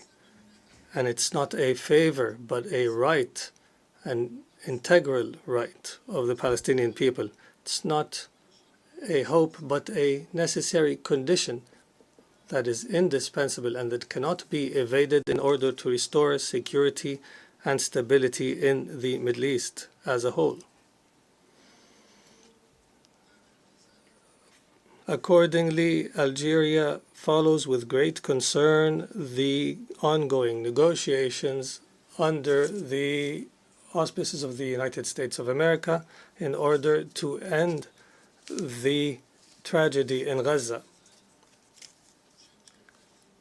Algeria encourages these efforts and hopes they will lead to an end to the Nakba, the catastrophe in Gaza,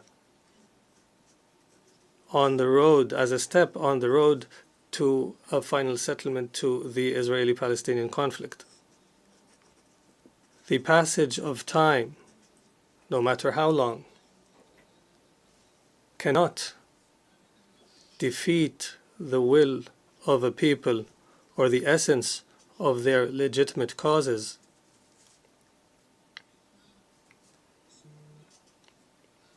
"62 years have passed since the General Assembly has added the Western Sahara to the list of territories whose people are claiming an end to colonization, and 50 years since the Security Council has adopted the first resolution on the Western Sahara, and 34 years since the deployment of the UN mission for the referendum in the Western Sahara, the MINURSO. Time may prolong the accomplishment of justice, but it does not cancel justice or the legitimacy of a cause. This August Forum bears witness to this through supporting the people of the Western Sahara. The Western Sahara remains an issue of decolonization. The Sahrawi people remain deserving and entitled to their inalienable right of self-determination. The imposed reality in the Sahrawi land remains an occupation as per international law and the firm doctrine of the United Nations. The solution to this issue, in our opinion, must be based on 5 elements. One, that the solution take place under the permanent auspices of the United Nations. Second, that the solution be based on direct negotiations between the parties, the Kingdom of Morocco, and the Polisario Front. Third, that this solution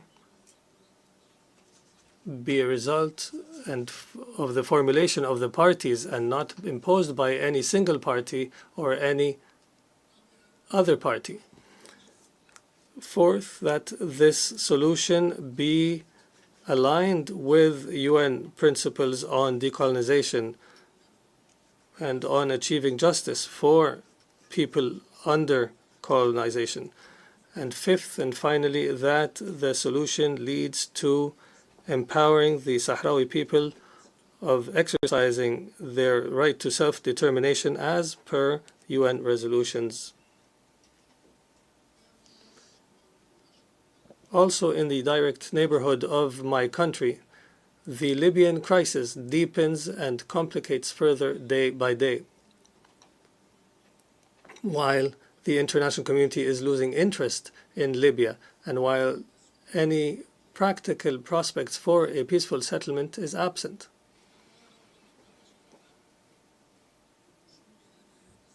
"14 years after the start of the crisis, this sisterly nation remains trapped in divisions that are fueled and invested by foreign interventions, as per plots that do not desire the best for Libya or desire Libya's stability or security. If the matter was left to the Libyans alone, they would have reached an end to their divisions by now and would have charted a path forward that ends the crisis a long time ago. It is high time to end the foreign interventions in Libya in order for the resilient Libyan people to heal and reunite. Only then we would have paved the road to a consensus leading to a settlement and elections by which the Libyans would choose their representatives.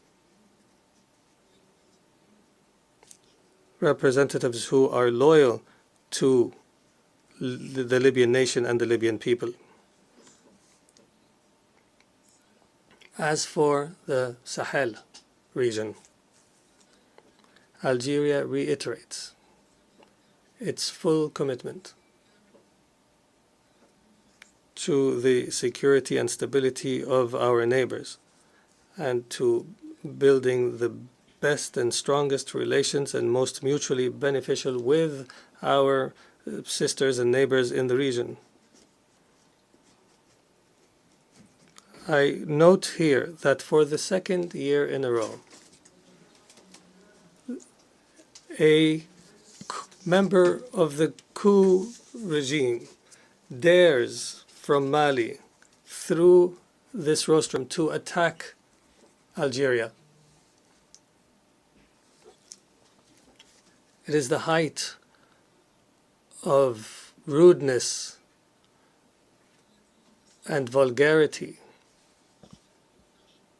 by which this failed poet has spoken, and this coup plotter. It is only the illusion of a soldier and lowly conduct that does not deserve anything but condescendence, and it only inspires disgust. And allow me to repeat this last statement in French. Les sommets de la The depth of perfidy, vulgarity, and coarseness reached by this false poet, but genuine coup plotter, are nothing more than brutish verbiage. His gutter talk deserves only scorn and inspires only disgust. I repeat,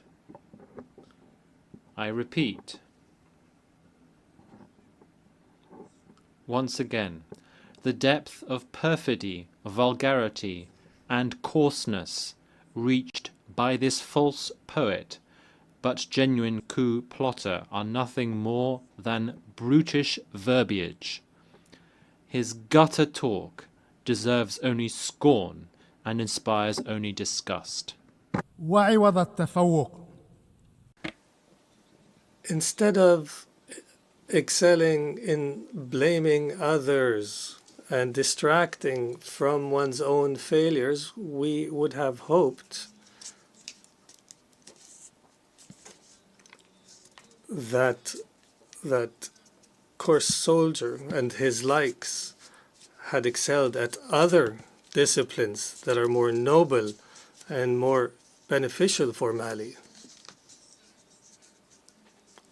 such as restoring security and stability in their country, or the skill of improving the living standards of the people in Mali, and finally, the skill of empowering Mali with a governance that is befitting to its legacy and great history, a governance of competence and integrity, and that is loyal. The Republic of Mali deserves better than those coup plotters and conspirators. Algeria fully understands that this sisterly nation cannot be reduced to a few that do not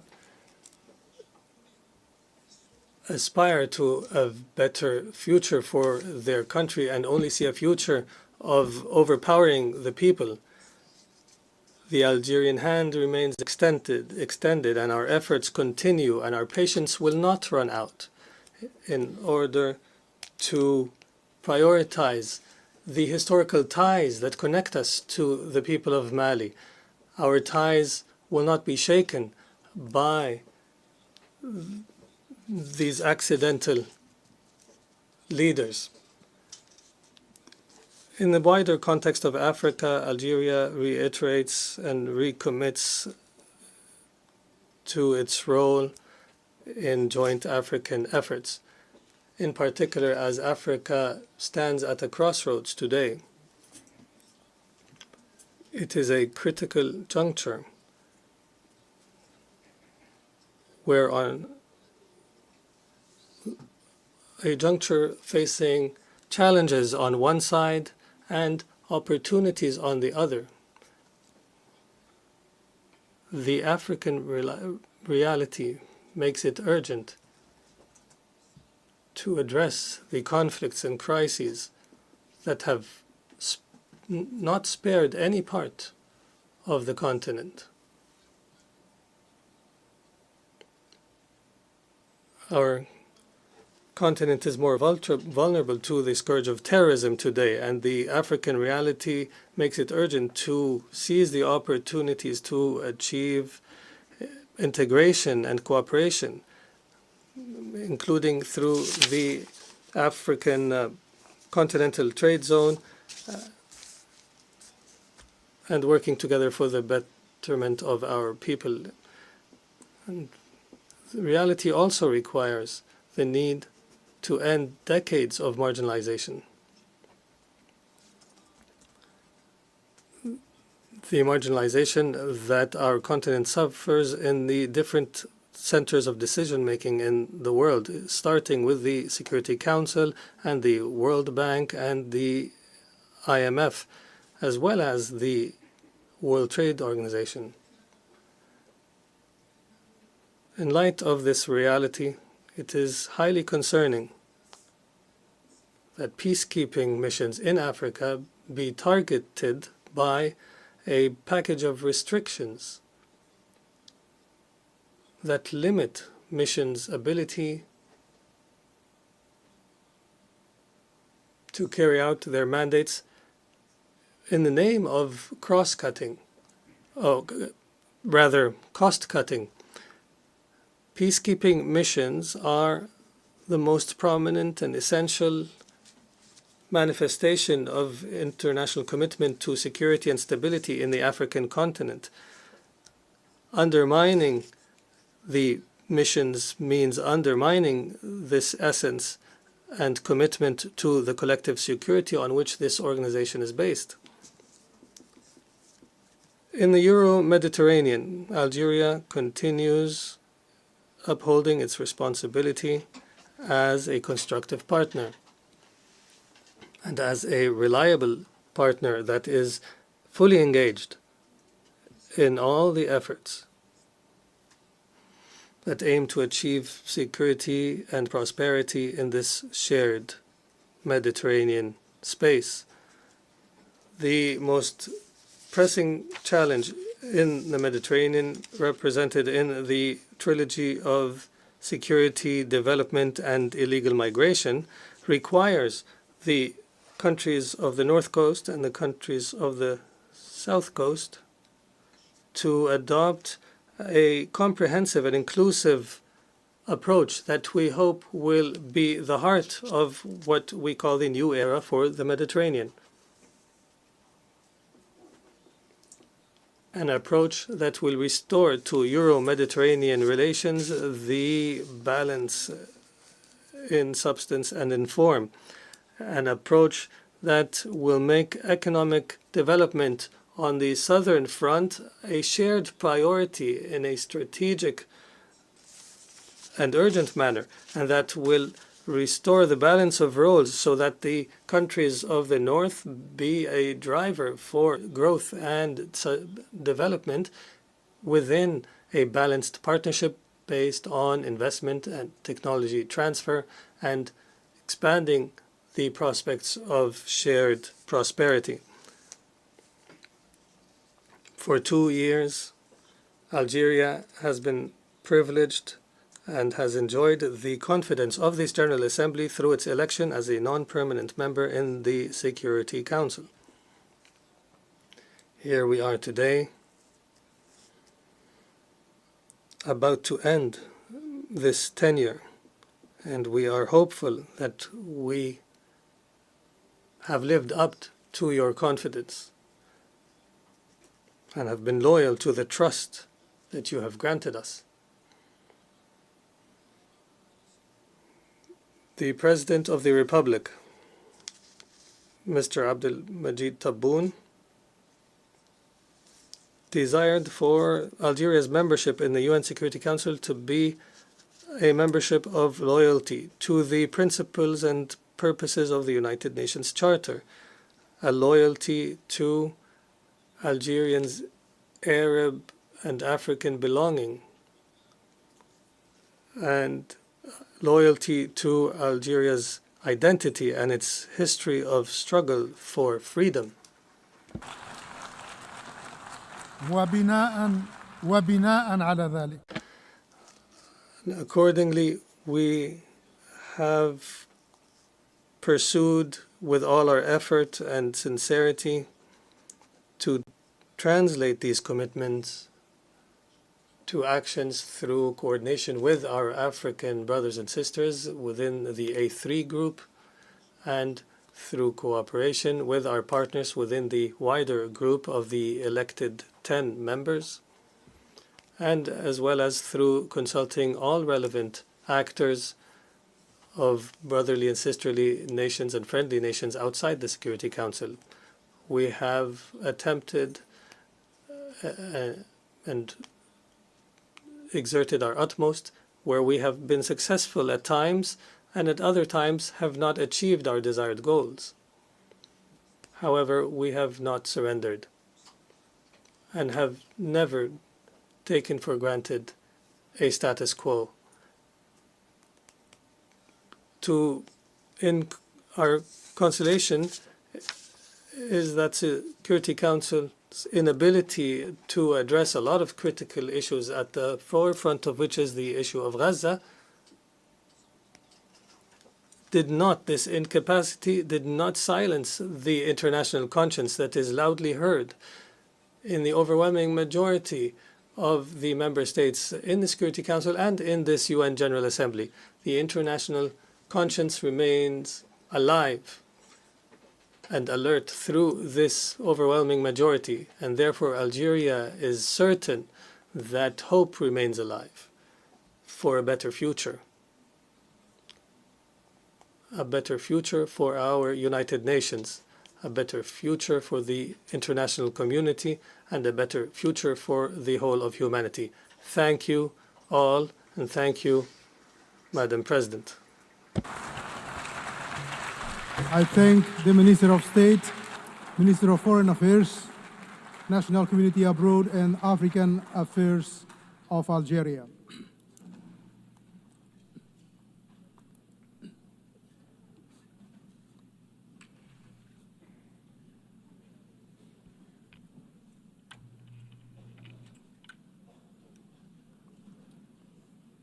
I now give the floor to His Excellency Denis Ronaldo Moncada Colindres, Minister for Foreign Affairs of Nicaragua.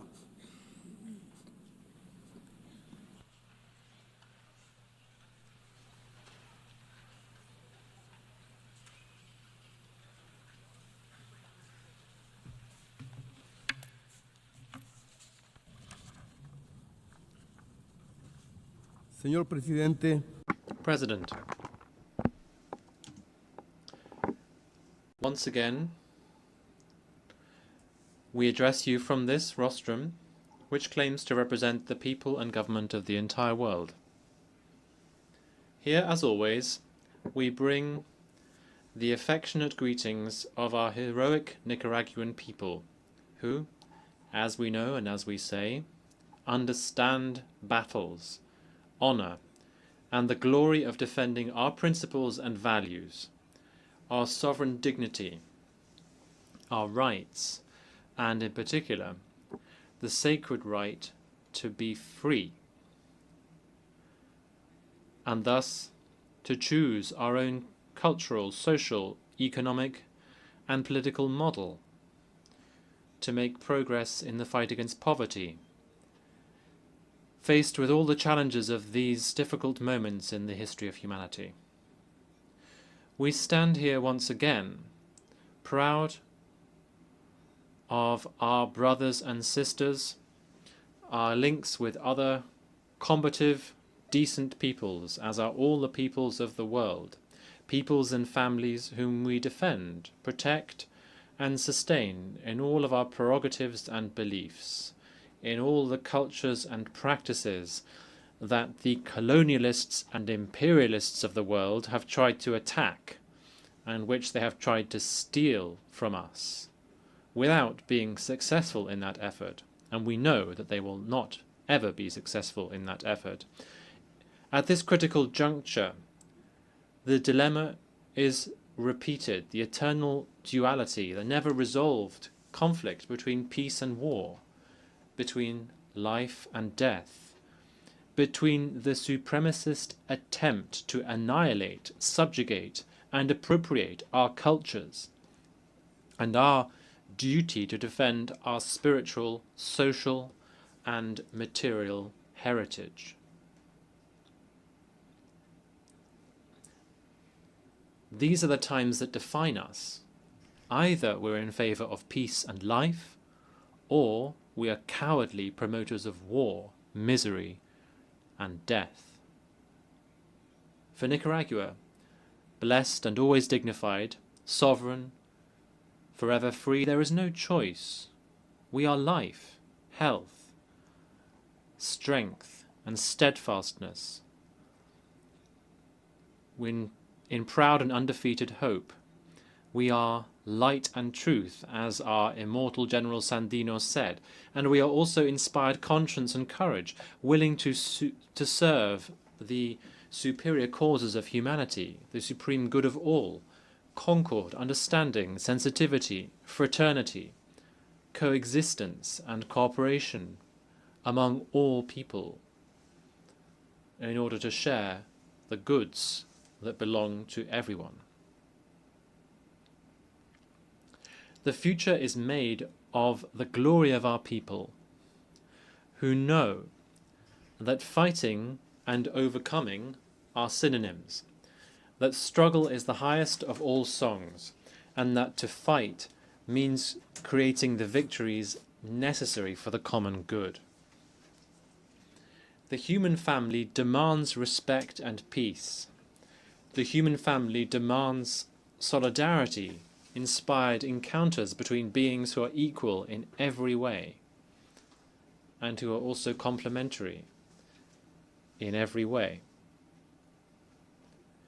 The human family demands respect for all of those agreements that were made 80 years ago when the United Nations was established in order to stop wars and to build lasting peace and justice, the treasure and patrimony of all human beings.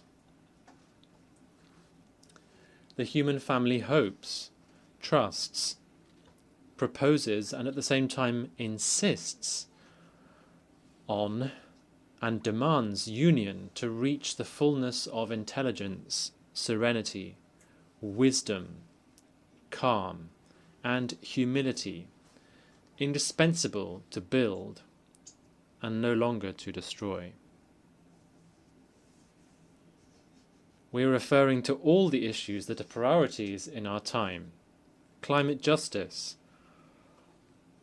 compensation and reparations to those who have endured and suffered the misfortunes and evils brought about by selfishness and the greed of colonialism, imperialism, racism, and all of the abominable, disgraceful forms of oppression, discrimination, slavery, and denial of our condition and quality as human beings.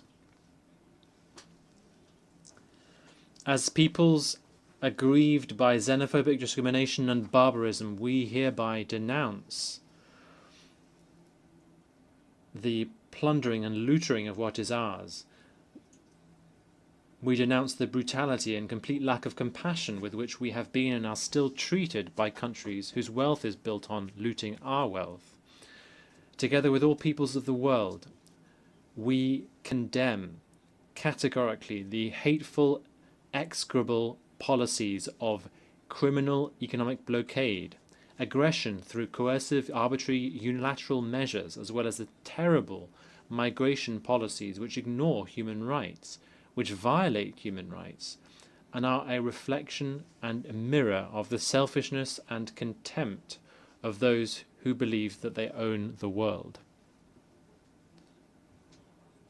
Here we categorically condemn once again all of the savage, atrocious, incomprehensible outrages at this stage of life that the imperialist powers deploy through their economic, cultural, and trade policies, seeking to continue dominating us and grossly trying to intimidate us with their foolish armaments and ostentatious military designs directed against peace in Asia, Africa, and our Latin American Caribbean.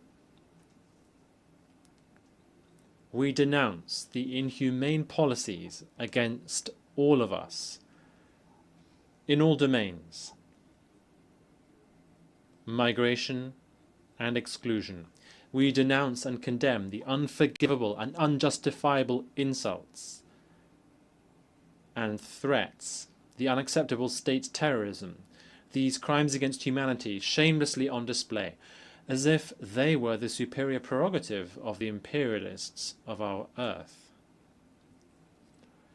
We denounce and categorically condemn all the insulting aggression, verbal, political, economic and trade aggressions, along with the bellicose rhetoric, which are also crimes against humanity, crimes against security, tranquility, justice, and peace.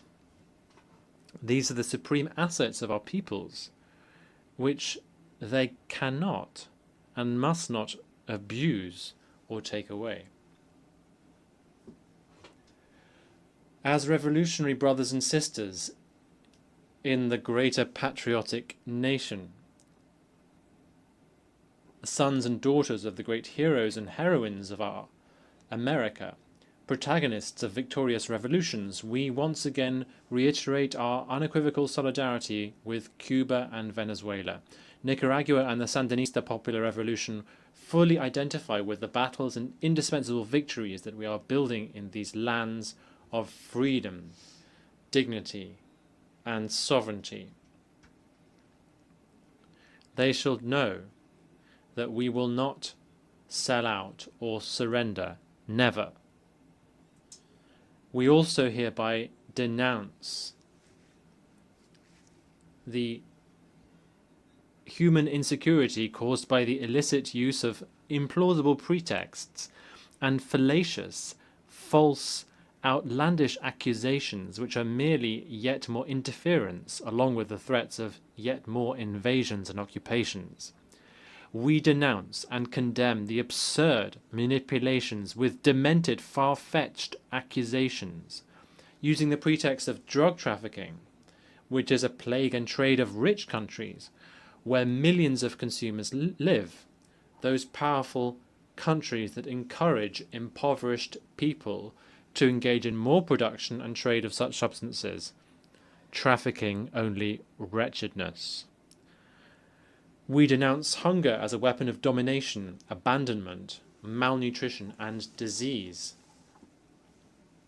The unseemly, insulting, and immoral treatment of families, women, young people, children, the elderly, who are increasingly seen as a hindrance and banished from life, promoting new kinds of extermination.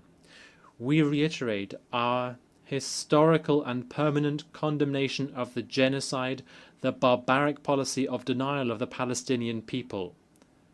We condemn all the savage, brutal massacres that are perpetrated and spreading in clear view with the complacency of the entire world.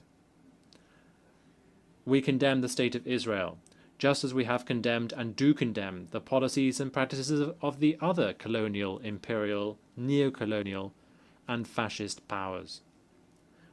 We condemn, therefore, the exile of goodness and all the attacks on life, freedom, coexistence, and civilization that we thought we had built. We demand more policies and programs for security, health, education, for a dignified life, water, housing, technologies, tranquil community life, employment and progress within the reach of everyone, for the good of everyone. On the 80th anniversary of the founding of the United Nations, let us promote more and more coherence of human consciousness. We must continue to raise our voices, joining hands and hearts, crying out and fighting, demanding and striving, so that this stage of life on this planet that we share ceases to be marked by death in all of its forms, by the kidnapping of intelligence and soul, so as to become instead inspiration, encouragement, and the strength of hope. We all need to work in sustainable, capable, ingenious, and creative union. We all need to keep making our way. We need to be committed and steadfast to build unity, building brotherhood and sisterhood, affinity and unity, which is the true strength, fulfilling the always further on, which as a deep spiritual currency should be a daily anthem for each person, for everyone. On the 80th anniversary of the United Nations, we all need to change the paradigm. We need to change attitudes. We need to change our behavior. We need to be truly human, to stop repeating the past without results.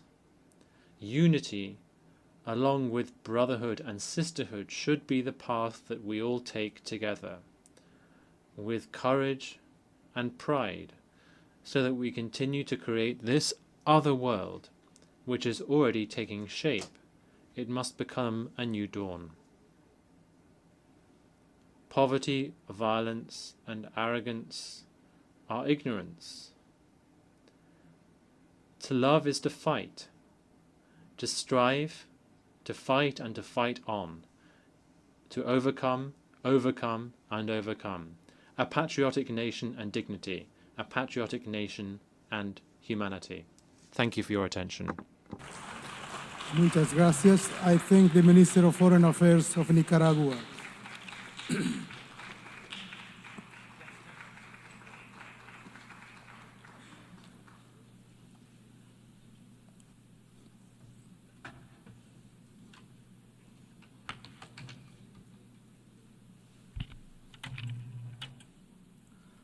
I now give the floor to His Excellency Archbishop Paul Richard Gallagher, Secretary for Relations with States of the Holy See.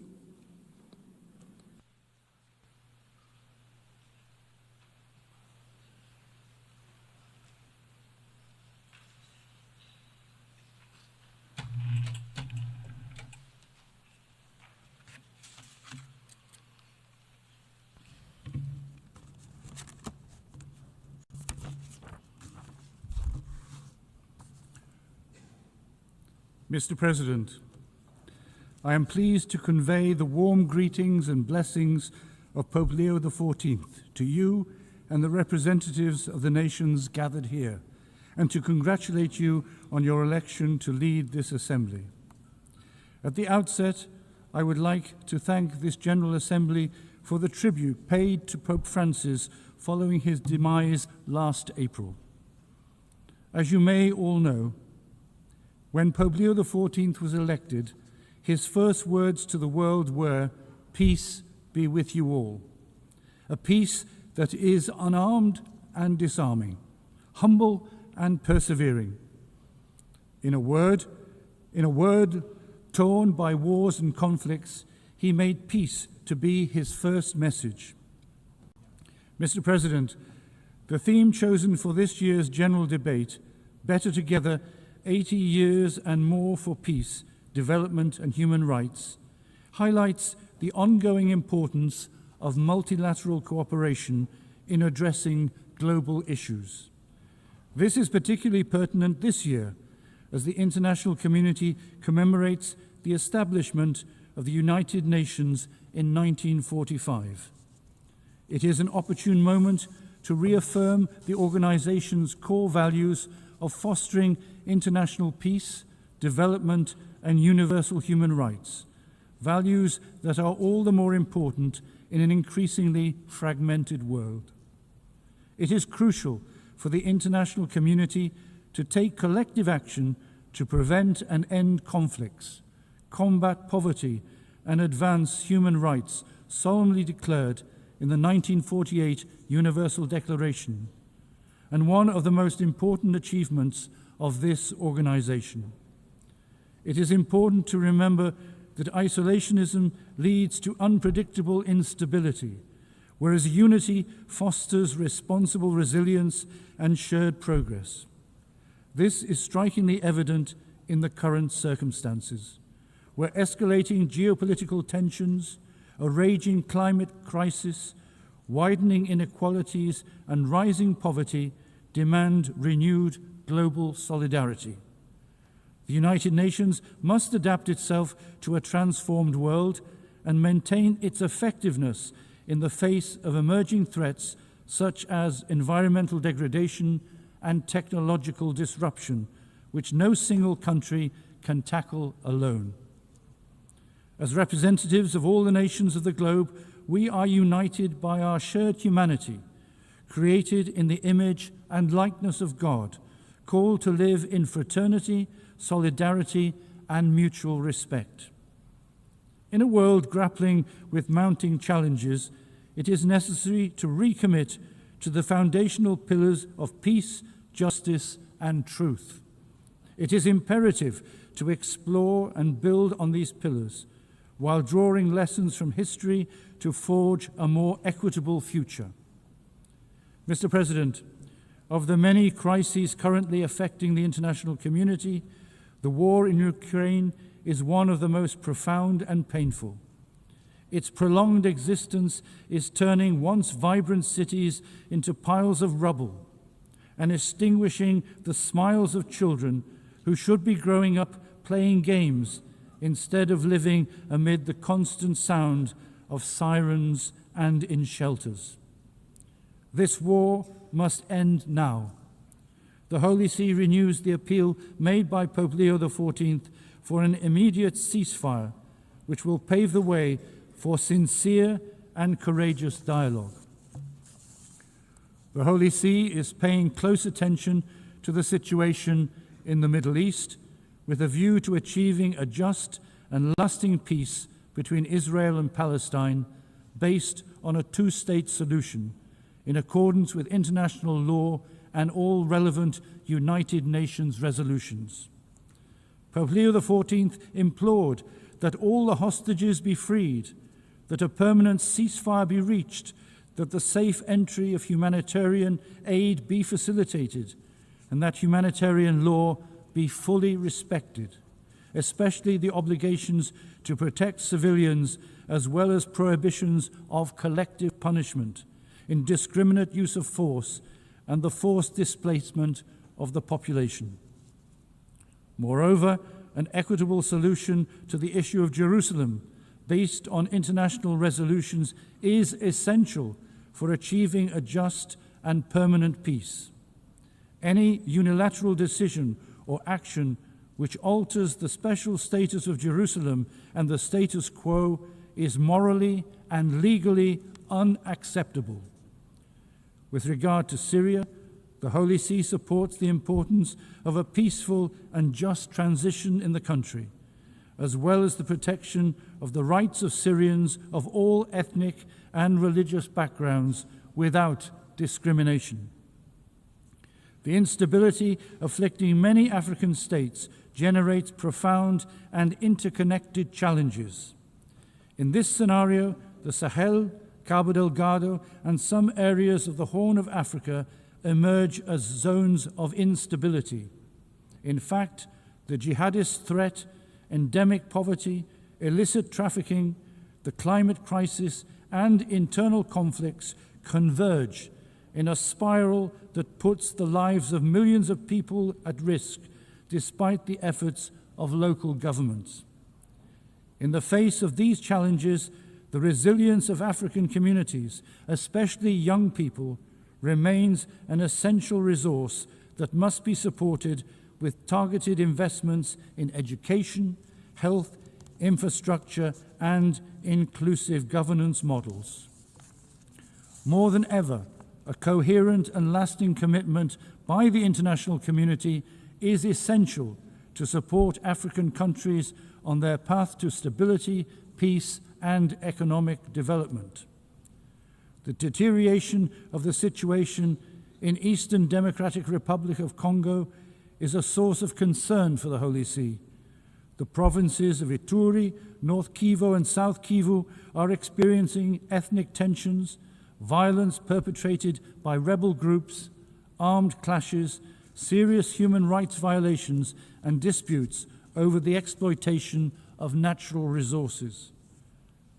The Holy See welcomes the signing of the comprehensive peace agreement between the DRC and the M23 armed group, as well as the peace agreement signed by the Congolese and Rwandan foreign ministers, which aims to end the decades of fighting in the east of the country. However, new waves of violence are feared. Last July, the Alliance Democratic Forces carried out a brutal terroristic attack on a church in Komanda, Ituri, resulting in the death of more than 40 worshippers.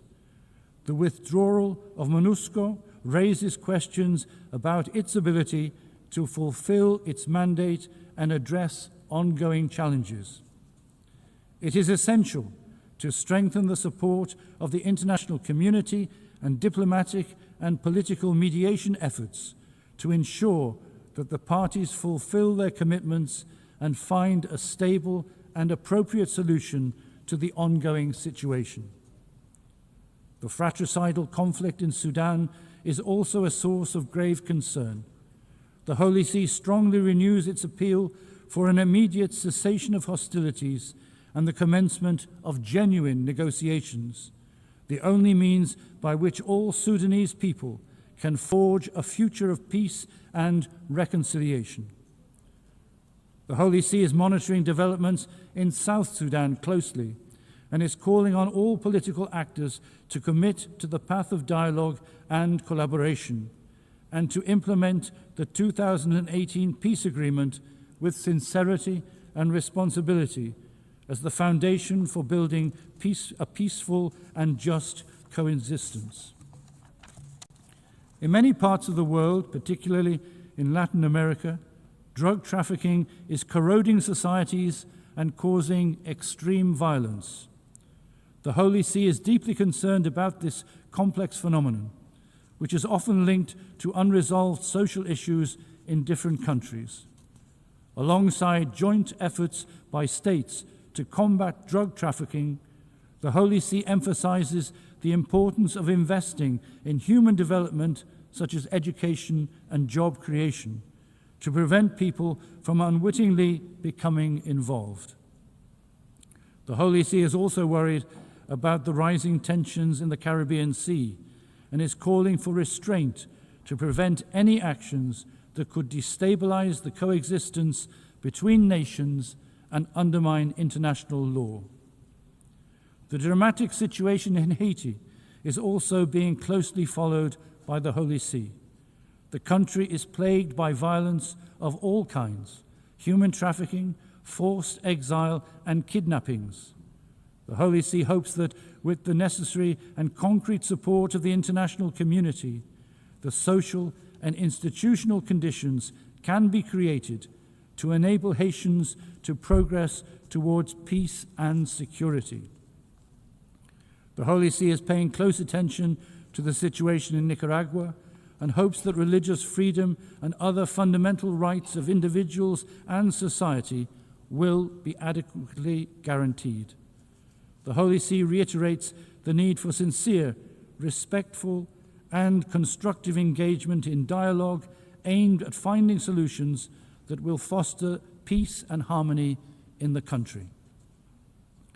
Turning to Southeast Asia, numerous situations of instability and conflict are further exacerbating long-standing humanitarian concerns. In Myanmar, 4.5 years of internal conflict have left the local population devastated. In this situation of enduring conflict, transnational crime is on the rise. Recent investigations suggest that there are tens, if not hundreds of thousands of trafficked individuals in these centers, located primarily along the borders between Myanmar, Thailand, China, Cambodia, and Laos. Only by the concerted efforts of the international community can transnational crime be adequately addressed. The Holy See is closely following developments in the Western Balkans, particularly in Bosnia and Herzegovina. The Balkan countries are connected to European values for historical and cultural and geographical reasons, and they aspire institutionally to integrate with states that already belong to the European Union. The Holy See maintains that the historical and current issues affecting the region can only be resolved through dialogue and collaboration. The Holy See, while acknowledging the peace agreement between Armenia and Azerbaijan signed in August, invites the two countries to continue on the path of reconciliation in order to achieve stable and lasting peace in the South Caucasus. Mr. President, on the occasion of the 80th anniversary of the United Nations, the Holy See reaffirms the enduring importance of this institution and the significant good it has accomplished across numerous fronts since its founding in 1945. The United Nations continues to be a vital forum in which all nations engage in dialogue as sovereign equals to address global challenges. There is an increasing general agreement in the international community on the need to reform this institution by rediscovering its foundation and adapting it to reflect the needs of the current era. As Pope Leo XIV affirms, this effort demands a genuine willingness to engage in dialogue inspired by the desire to communicate rather than clash. As a result, there is a need to give new life to multilateral diplomacy and to those international institutions conceived and designed primarily to remedy eventual disputes within the international community. The Holy See calls for a recommitment to the original principles enshrined in the UN Charter. It is important to resist the temptation to replace these foundational commitments with new ideas or programs that risk diluting the UN's mission. Central to this mission is striking a balance between the four pillars of the United Nations: promoting of human rights, maintaining international peace and security, achieving sustainable development, and upholding rule of law. The rule of law in particular is the sine qua non of a just international order, providing the foundation for all other efforts. This anniversary provides an opportunity to reinforce the United Nations position as a beacon of hope and a force for good in addressing humanity's most urgent needs.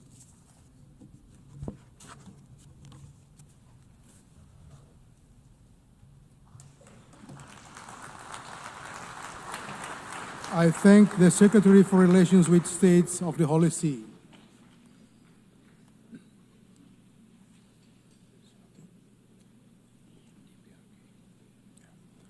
I now give the floor to His Excellency Kim Song-yong, Vice Minister for Foreign Affairs of the Democratic People's Republic of Korea.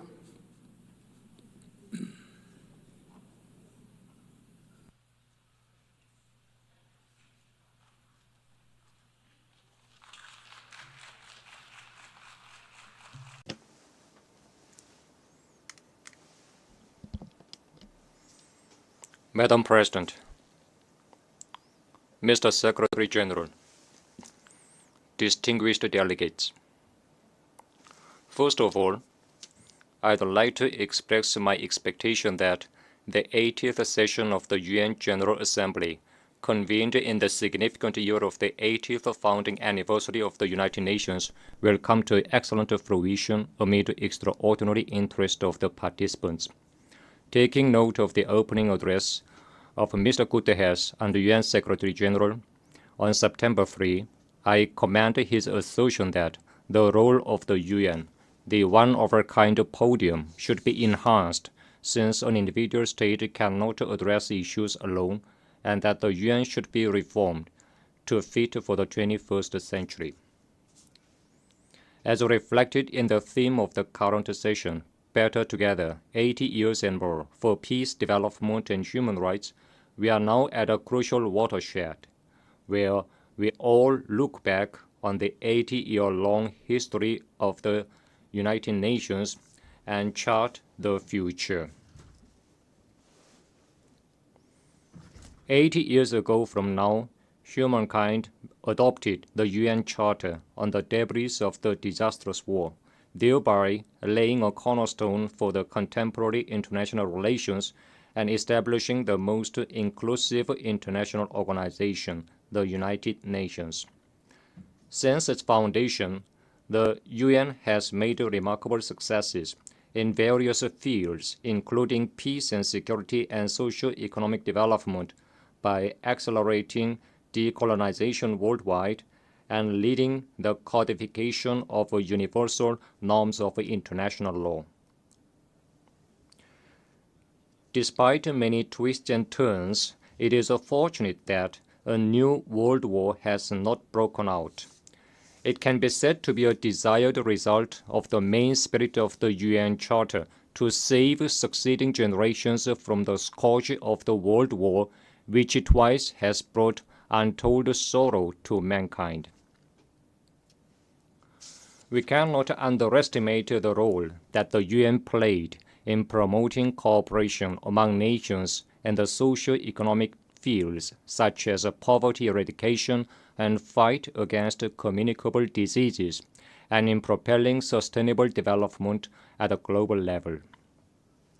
However, in the annals of the UN history, disgraceful pages are also recorded, where the title of the UN, overwhelmed by high-handedness and arbitrariness of the hegemonic forces, was abused in exerting pressure to deprive sovereign states of their legitimate right to normal development, quite contrary to the spirit of the Charter. We should not feel relieved nor congratulate ourselves on the non-occurrence of the World War III for the past 8 years. Instead, we should pay due attention to the fact that the inducible threat has persisted and is now becoming more serious. We should take measures accordingly. Madam President, the international community is now witnessing the most turbulent and violent world after World War II.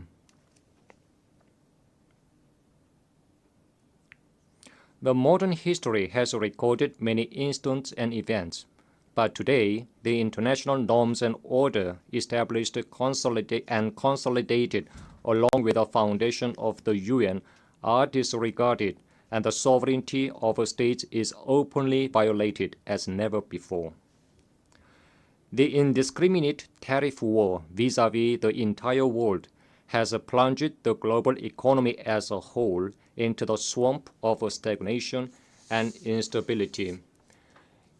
Even the 2030 Agenda for Sustainable Development, committed to eliminating inequality and poverty and ensuring human dignity worldwide, is denied for the reason that it does not meet the interest of an individual country.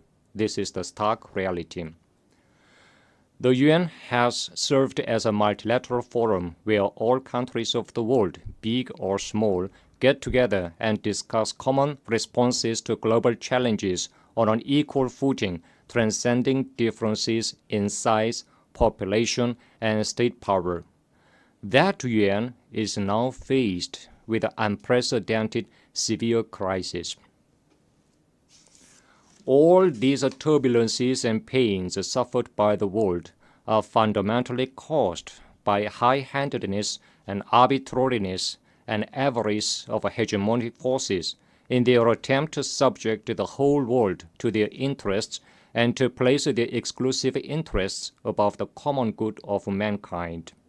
Madam President, today the complicated international situation highlights the need to reconsider the role of the UN, responsible for maintaining international peace and security.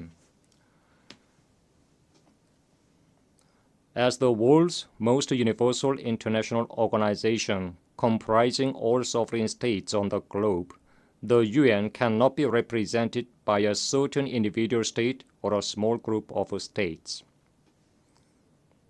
In particular, in order to prevent arbitrariness and high-handedness of specific forces, it is imperative to expand and strengthen the representation of developing countries that take up an absolute majority of the UN membership, and to correct the Western-led inappropriate structure in the Security Council entrusted with an important mandate of maintaining international peace and security. Only when the UN puts an end to the arbitrary, high-handed, biased, and double-dealing practices in all its activities and strictly adheres to the principles of sovereign equality, non-interference in internal affairs, impartiality, and objectivity, can it restore its image as an organization with the full qualifications and capacity for realizing the purposes of the Charter. Madam President, peace and security are long-cherished desire of humanity and the first agenda of the UN. Without peace and security, we can neither attain the SDGs nor think about a good future that ensures human dignity and prosperity. However, the present objective security situation of the Korean Peninsula is faced with serious challenges more than ever. The US-ROK US-Japan military exercises and the US-Japan ROK trilateral military cooperation system directly targeting the DPRK rapidly evolve into a more offensive and aggressive military bloc with a nuclear element content. Meanwhile, war exercises and military buildup against our state are breaking all the previous records in terms of scale, nature, frequency, and scope.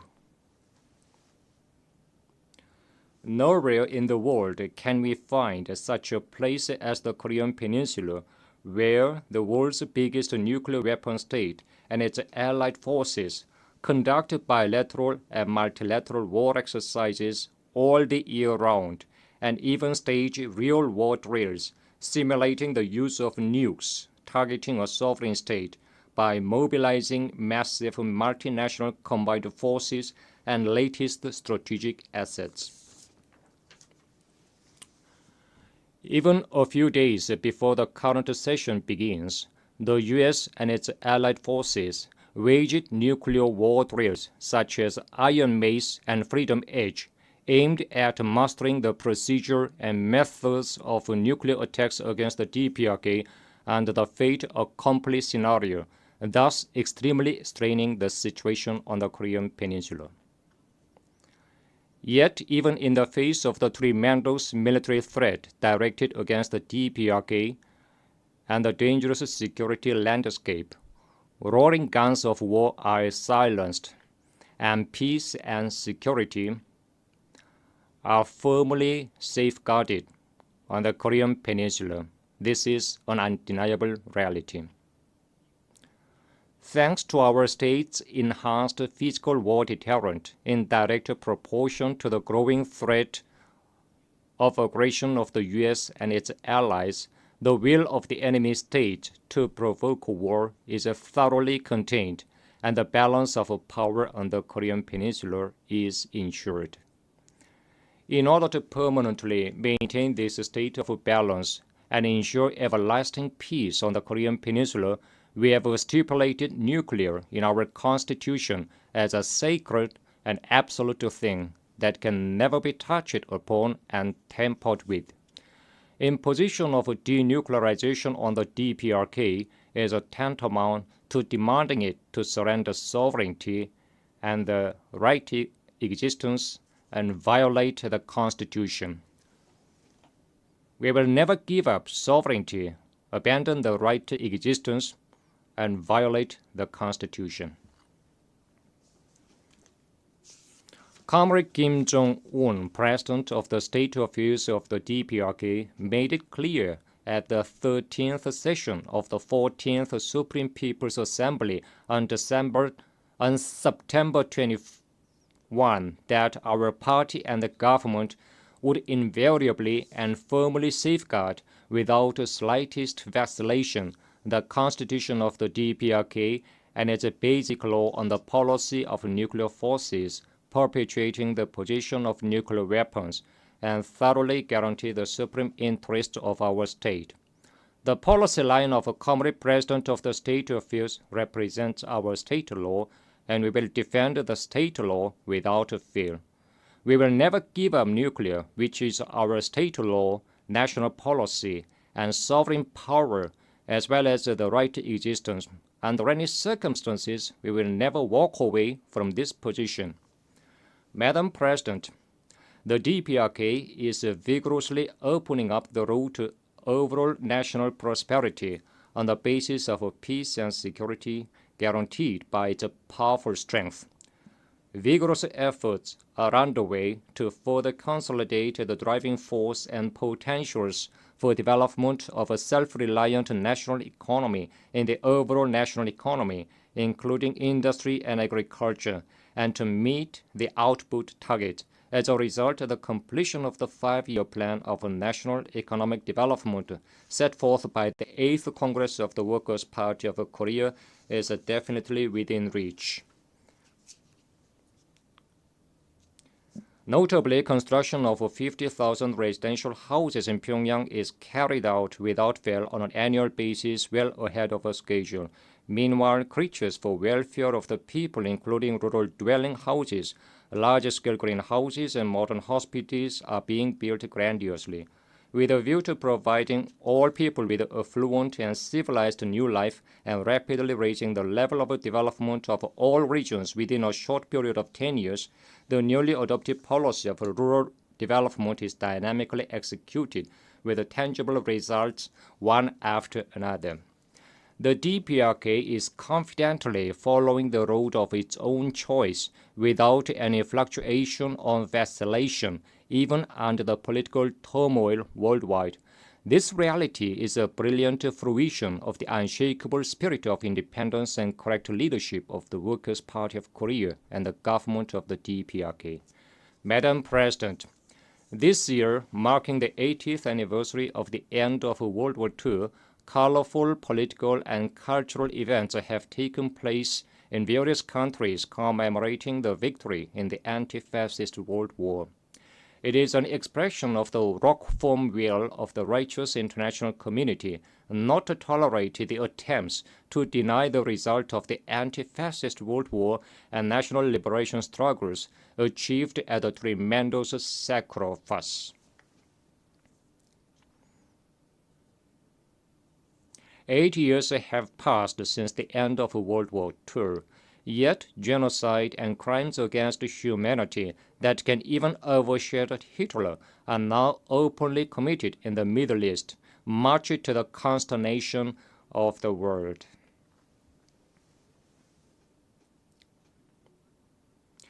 Israel, which massacred over 60,000 Palestinian civilians in the past 2 years, is seeking to occupy the whole area of Gaza by force and completely exterminate the Palestinian population.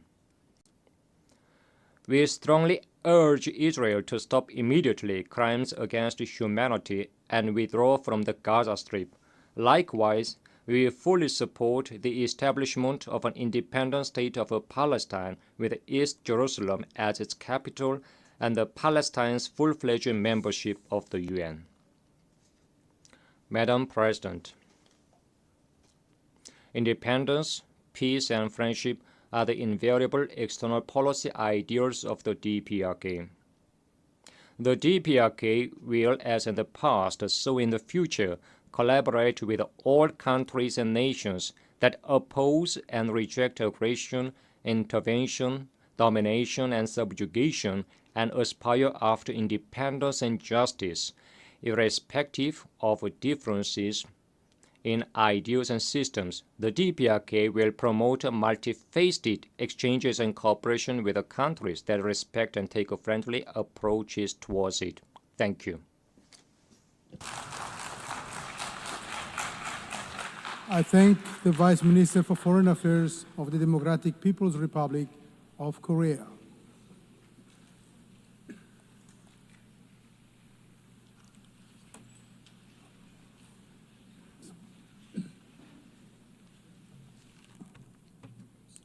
I now give the floor to His Excellency George Luca, Chair of Delegation of Republic of Moldova.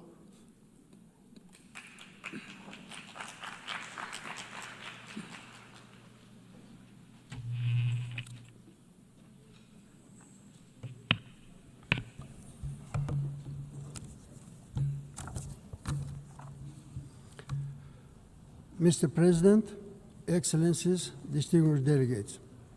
Yesterday, the citizens of the Republic of Moldova made their choice in the most important election in our country's history. They spoke with clarity, courage, and dignity, despite unprecedented pressure, disinformation, and interference from the Kremlin. The Moldovan people defended democracy through free and fair elections. This was not merely a political contest.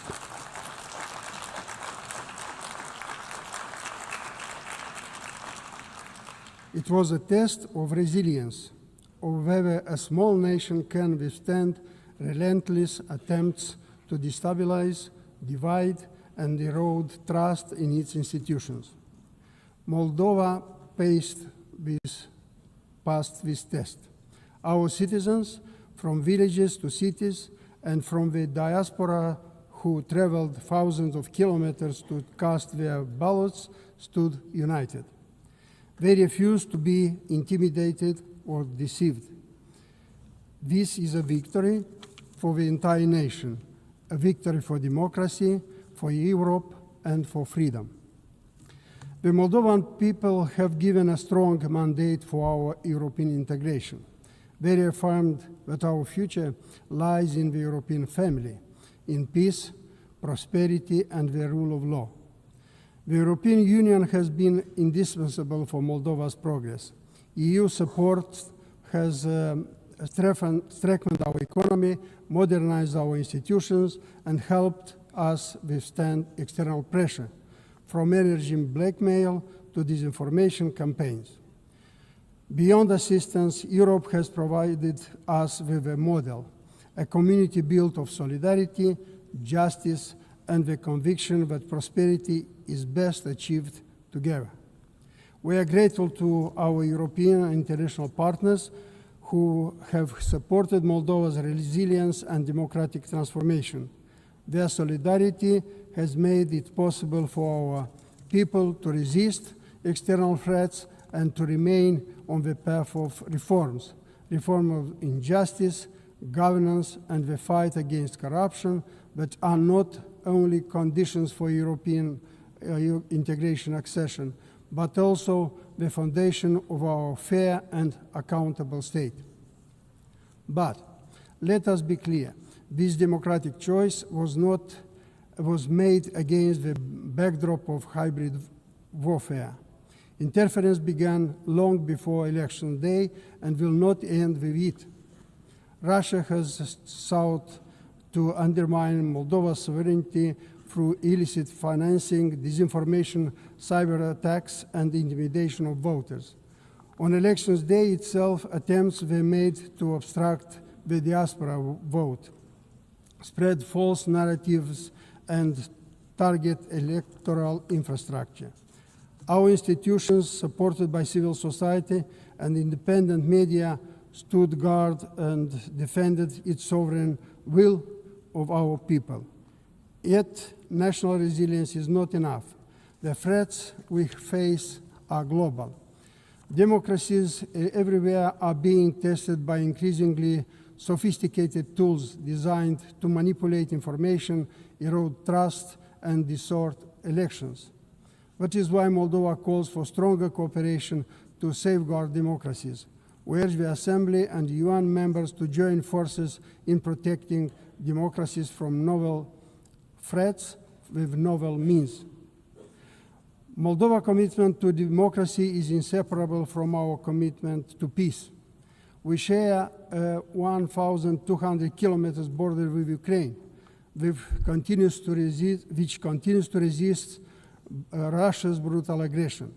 We know how fragile is peace, and we know why Moldova can stand here today in peace, because Ukraine stands. We resolutely condemn Russia's war of aggression. We support Ukrainians' sovereignty and territorial integrity within its internationally recognized borders, including its territorial waters.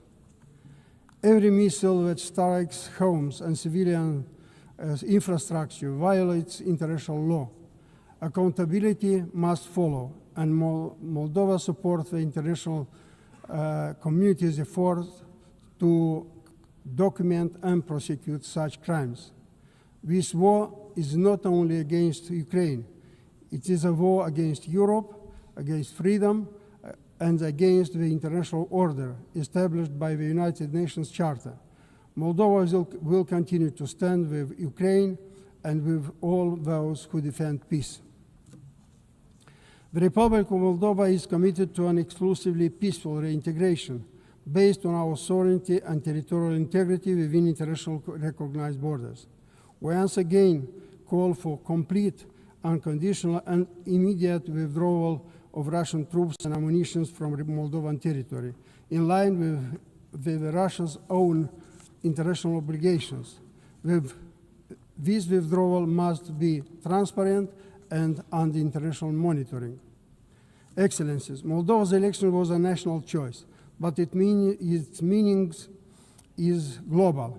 It showed that democracy can prevail even under relentless pressure. Yet, democracies cannot stand alone. They need solidarity, resilience, and support.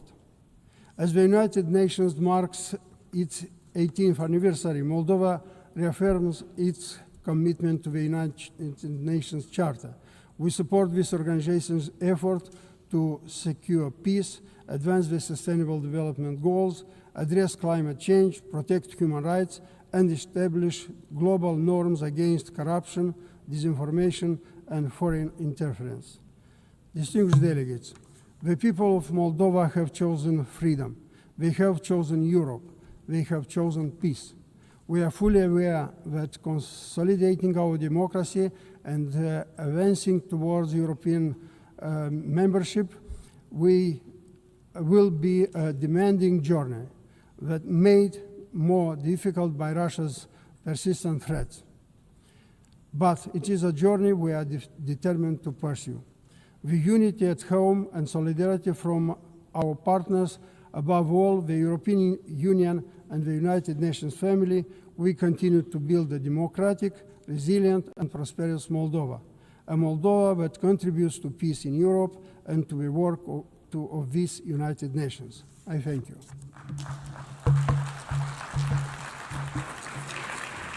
I thank the Chair of Delegation of the Republic of Moldova.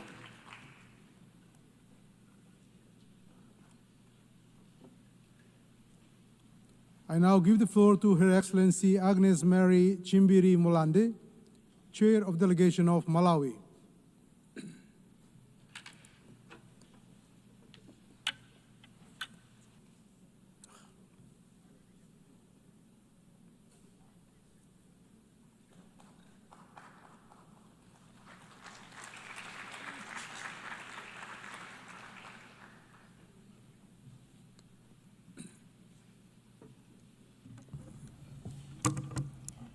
Madam President, Excellencies, distinguished delegates, ladies and gentlemen, I'm honored to address this 80th session of the United Nations General Assembly under the theme, Better Together, 80 years and more for peace, development, and human rights. This milestone stands as a testament to the United Nations' extraordinary legacy of fostering peace, advancing sustainable development, and championing human dignity. It affirms humanity's enduring journey to build a world where every generation can flourish, where nations rise above division to resolve their differences with wisdom, and where the pursuit of justice and harmony binds us as a one global community. Malawi commits to strengthening multilateralism to ensure a prosperous, equitable, and secure world for current and future generations. Madam President, the theme, Better Together, aligns closely with Malawi's foreign policy, our blueprint for advancing national interests through economic diplomacy, protection of sovereignty, and global cooperation. Anchored in the Malawi 2063 our long-term vision, we aspire to become a self-reliant, industrialized, middle income nation by 2063, driven by agriculture, tourism, mining, and manufacturing. Achieving this goal demands both unwavering national commitment and active engagement with the global community in a peaceful world. While sovereignty remains the cornerstone of our identity to ensure the protection of territorial integrity and natural resources, our policy equally recognizes that global collaboration is essential. In this spirit, Malawi will continue to uphold the principles of the UN Charter, promote good neighborliness, and respect the sovereign equality of all states to advance peaceful coexistence and regional, continental, and global stability. Madam President, building on our unwavering commitment to sovereignty and collaborative partnerships, the Republic of Malawi firmly acknowledges that peace and security serve as fundamental pillars for sustainable development. Guided by the principle of Ubuntu and recognizing our shared humanity, the Republic of Malawi has consistently demonstrated her dedication to international peace and contributing a significant number of troops and police personnel to various United Nations missions across the globe. The Republic of Malawi is resolute in its commitment to preventive diplomacy and actively promoting dialogue, impartiality, and effective conflict resolution as essential strategies for fostering stability. This commitment is reflected in our active engagement and unwavering support for peace initiatives led by the United Nations, African Union, and the Southern African Development Community. We believe that collaborative efforts are essential in addressing multifaceted challenges that threaten global peace and the rules-based order. Furthermore, it is important to highlight the significant strides that the Republic of Malawi has made towards promoting participation of women in peacekeeping operations. The Republic of Malawi actively prioritizes the deployment of female peacekeepers in operational roles, recognizing their unique ability to connect with and address the specific needs and experiences of women in conflict zones. This initiative not only empowers female personnel, but also enriches the overall effectiveness of our peacekeeping efforts by fostering a deeper understanding of the complexities surrounding gender issues in these environments. On that note, Madam President, I'm pleased to report that the positive outcomes of this approach are becoming increasingly evident. The inclusion of women in our peacekeeping forces has proven beneficial, not just for the missions themselves, but also for the communities we serve.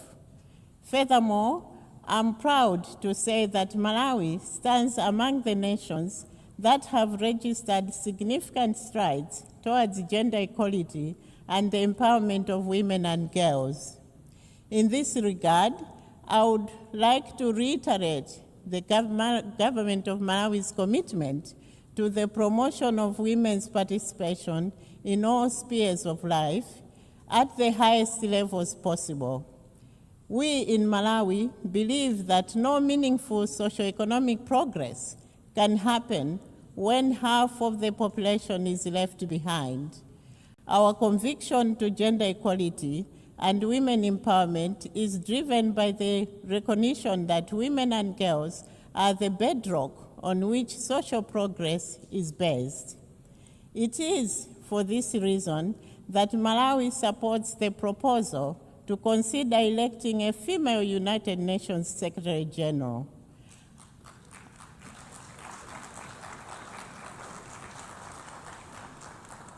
At this juncture, let me express gratitude to all cooperating partners, including the United Nations, who have supported our efforts and initiatives on women empowerment, helping us to end child marriages, to reduce early pregnancies, to increase school completion rates for girls, and to ensure that increasing numbers of women participate meaningfully in our nation's affairs. Madam President, humanity's progress is inseparable from global peace and security, for true stability can only be achieved when no one is left behind. Yet we have fallen short in narrowing inequality as the gap between rich and poor nations continues to widen, and developing countries like Malawi struggle with limited fiscal space, limited technology transfer, low productivity, and limited participation in global trade. Last year, we adopted the Pact of the Future, reaffirming our collective commitment to inclusive, resilient, and sustainable global governance and development. The Republic of Malawi, therefore, calls on the international community to foster an environment that supports inclusive growth, ensuring that its benefits reach the most vulnerable. To realize this vision, we must strengthen trade and investment as engines of prosperity and harness the transformative potential of science, technology, artificial intelligence, and private sector development for national and global development. Madam President, climate change stands as the most critical existential threat of our era, with its adverse effects disproportionately impacting developing nations like Malawi. Despite contributing minimally to global greenhouse gas emissions, the Republic of Malawi endures some of the most severe consequences of climate change. The increasing frequency and intensity of severe droughts, catastrophic floods, and destructive cyclones jeopardize food security by disrupting agricultural production, displacing vulnerable communities, and threatening hard-won developmental advancements. The Republic of Malawi has lived with this reality. Erratic weather patterns threaten our agricultural backbone, pushing vulnerable communities into food insecurity and economic despair, conditions that are ripe for discord. It is therefore important that our discussion on peace must be intrinsically linked to climate resilience, sustainable agriculture, and food sovereignty. Sovereignty, just like peace, is threatened by food insecurity.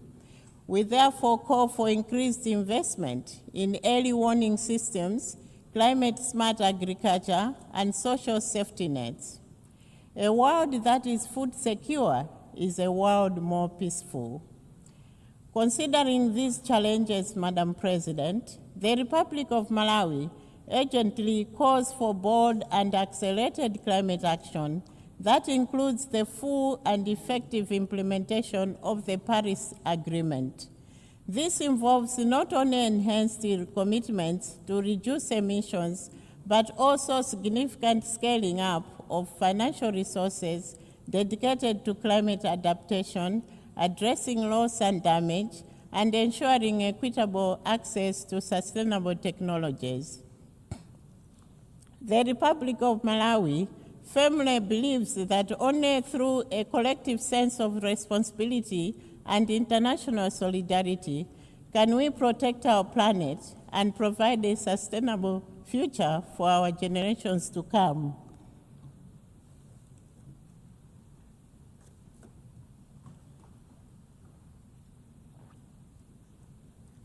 Beyond various agreements and boardroom meetings, time for action is now. We must act decisively to safeguard both our environment and the livelihoods of those most at risk. Madam President, The global community also needs to work together to address public health issues. My delegation, therefore, applauds your office for the efforts that led to the adoption of the political declaration on the prevention and control of non-communicable diseases and the promotion of mental health and well-being. No nation has been spared from the impact of these two health issues, whose causes are numerous. The response to these issues requires concerted efforts and collaboration. It is, therefore, rather disheartening that the political declaration faced many hurdles during the negotiation process. My delegation wishes to appeal for shared commitment to address the issues, and indeed all other emerging public health issues. Madam President, in this digital age, artificial intelligence presents both unprecedented opportunities and profound challenges. If harnessed responsibly, AI can accelerate development, improve health and education, and unlock economic growth. Yet, without clear governance, it risks deepening inequalities and undermining security. We therefore call for a global framework that ensures AI is ethical, inclusive, and accessible to all nations, enabling it to serve as a force for development rather than division. The Republic of Malawi is optimistic that AI will usher in a new era of enhanced productivity for its citizens, helping to propel the country's development trajectory. Madam President, let me take this opportunity to express my gratitude to your office for convening a high-level plenary meeting to commemorate the 30th anniversary of the World Programme of Action for Youth. The youth make up a large proportion of the population of Malawi and indeed in Africa. They are an indispensable force for sustainable development. They are leaders, major actors and beneficiaries of investments and creators of wealth for today and tomorrow. It is for this reason that the government of Malawi developed the 2023-2028 National Youth Policy to demonstrate its commitment to place young people at the center of the national development agenda and to undertake reforms which support effective engagement of youth in policy development, implementation, and monitoring in all sectors. Two notable areas that the Republic of Malawi has proudly championed in relation to youth and development is the Youth Peace and Security Agenda and Youth Innovation and Entrepreneurship. To that end, we are investing in education, vocational training, and meaningful political and economic participation of our youth. We have an inclusive national peace architecture that enables women and youth to participate as negotiators, mediators, and community leaders. We have also created a Youth Innovation Fund that supports youth innovators and entrepreneurs to realize their dreams. We therefore urge the international community to create concrete pathways for youth inclusion in political and economic decision-making processes. Let us invest in their potential, not just fear their energy. To that end, the Republic of Malawi calls for investing for peace through a dedicated funding for youth-led peace building. Madam President, in closing, the Republic of Malawi reaffirms its unwavering commitment to multilateralism and to the central role of the United Nations in addressing the pressing challenges of our time. But let us be clear, noble mandates alone will not deliver results unless they are matched by the necessary resources, fairly allocated and predictably provided. Let us match our ambition with the resources required to deliver. Let us ensure fairness to those who contribute to the work of the United Nations. Let us pursue reforms that strengthen accountability and inclusivity. and to let us build an organization that reflects the diversity of our membership and the hopes of our people. In this regard, Madam President, I would like to inform this Assembly that the Republic of Malawi remains resolute in her advocacy for equitable representation in the United Nations Security Council.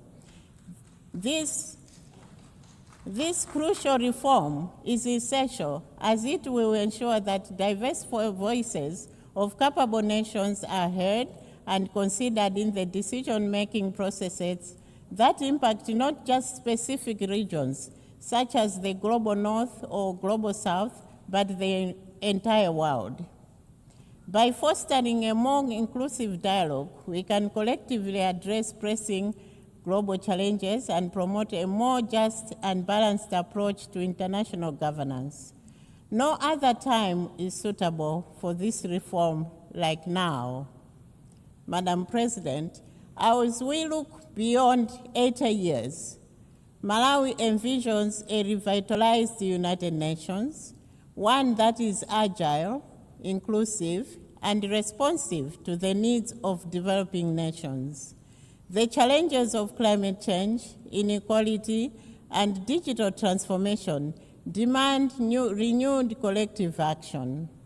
In the spirit of better together, we call for a strengthened multilateral system that prioritizes peace, sustainable development, and human rights, ensuring a thriving planet for our children and grandchildren. Malawi stands ready to contribute to this shared vision, guided by our foreign policy and enduring principles of the United Nations.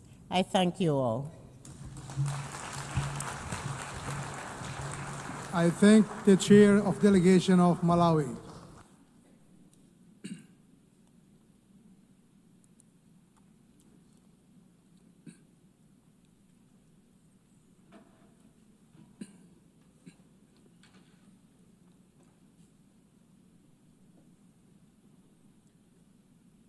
I now give the floor to His Excellency Lok Bahadur Thapa, Chair of Delegation of Nepal.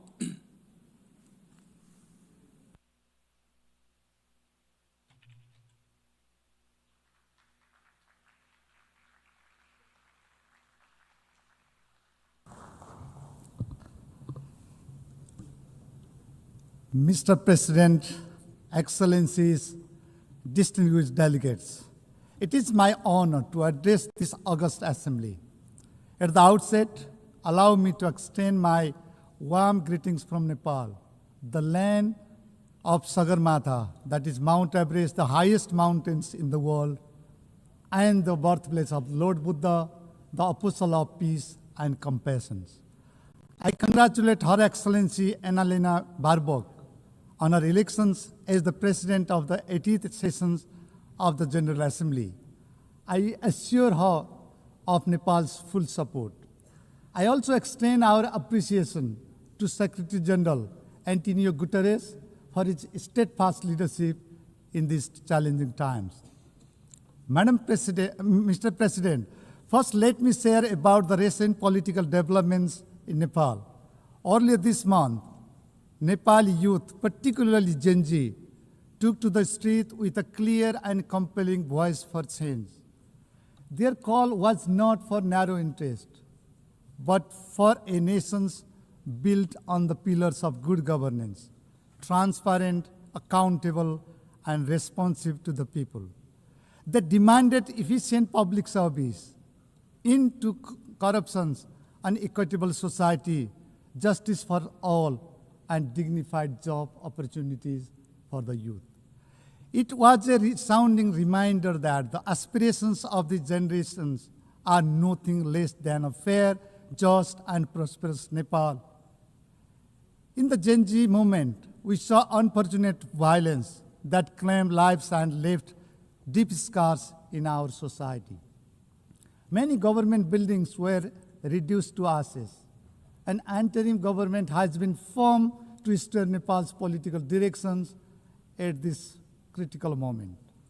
For the first time, in its history, Nepal is led by a woman as Prime Minister, herself a former Chief Justice. General elections have been slated for the 5th of March 2026. This will mark another step in strengthening our democracy through fresh mandates of the sovereign people. Building our institutions, restoring trust, and healing our society will take time, resources, and solidarity. Excellencies, truly Nepal stands at a historical crossroads. And we know that the only viable road ahead of us is that of the road to peace, democracy, and inclusive development. We are determined to continue our democratic journey, and we appreciate goodwill and continued support from the international community as we move forward in these directions. Mr. President, the world itself stands at a crossroads. Peace is in peril. Militarization is mounting. Development is drifting. And the climate crisis is culminating. We have seen commitments unmet and promises unkept.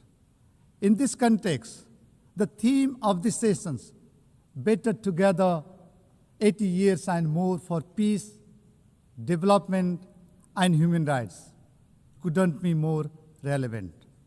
Mr. President, for 80 years, the United Nations has served as a common foundation for multilateralism, a foundation upon which all nations, big and small, developed and developing, stand equal and forge common solutions.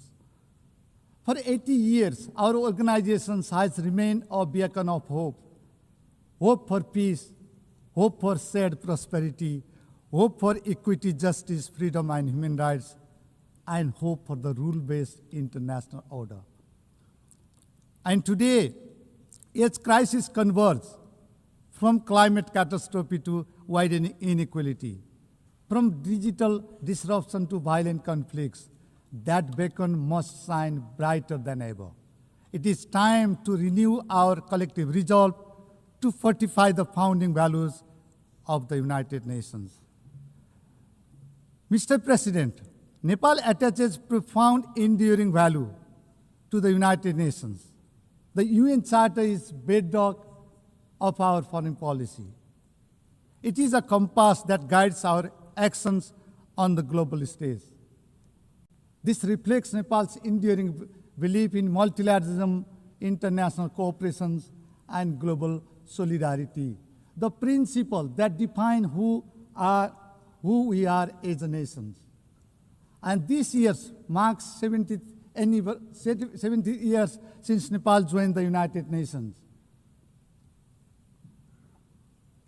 For 7 decades, Nepal has consistently stood by the United Nations, contributing to global peace and stability, advocating for the rule-based international order, promoting equitable and sustainable economic development, particularly for the upliftment of the least developed countries and the landlocked developing countries, and upholding human dignity and justice. Today, Nepal proudly stands as the largest contributing country.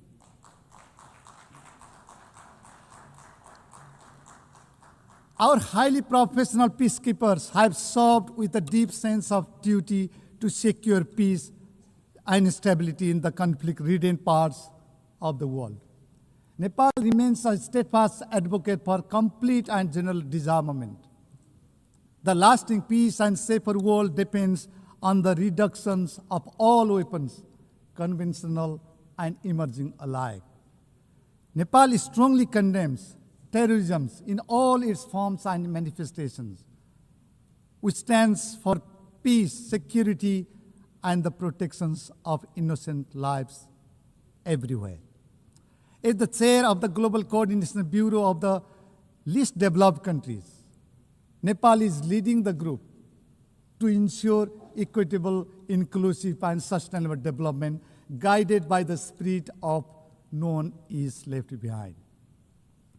As co-facilitator of the 4th International Conference on Financing for Development, held in Sevilla, Spain, Nepal contributed to advancing key priorities, catalyzing investment for sustainable development, addressing the debt crisis, reforming the international financial architecture, and revitalizing multilateral cooperations. Nepal is deeply honored to serve as the President of the Economic and Social Council this session.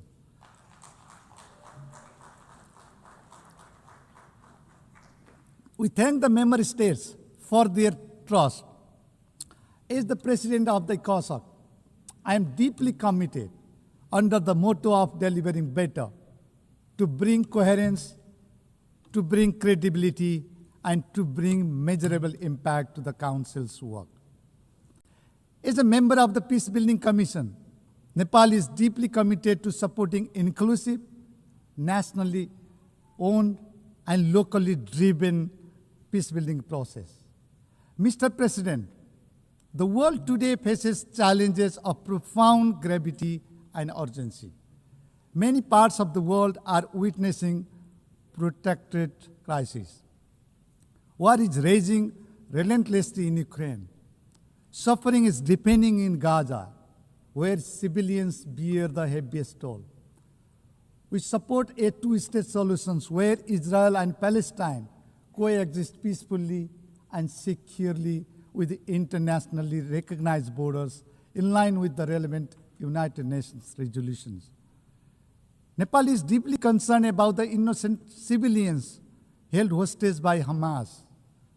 We call for the immediate release of Bipin Joshi, a Nepali student who has been held hostage by Hamas since October 7, 2023. Excellencies, crises in Sudan, Sahel, and beyond have left millions displaced, hungry, and vulnerable. The architectures of the global peace has been under severe pressure, unseen since the Second World War. Institutions designed to prevent conflict and uphold human dignity are tested as never before. It is frustrating that the defense budget is skyrocketing while development cooperation is shrinking. Global military spending has reached unprecedented levels, $2.7 trillion in 2024, the highest since the Cold War. We have witnessed gross violations of human rights in various parts of the world. Children and most vulnerable are caught in the crossfire. Climate-driven disasters are compounding human suffering, deepening vulnerabilities, displacing communities, and straining already fragile systems. The very institutions we build to confront these global challenges are under immense strain. Confidence in multilateral frameworks is weakening. This is a clear and urgent call to reassess, strengthen, and revitalize our multilateral institutions and to fortify global solidarity and actions. Mr. President, let me highlight a few areas that deserve urgent global attention. First, peace and security. Beyond words, peace demands actions.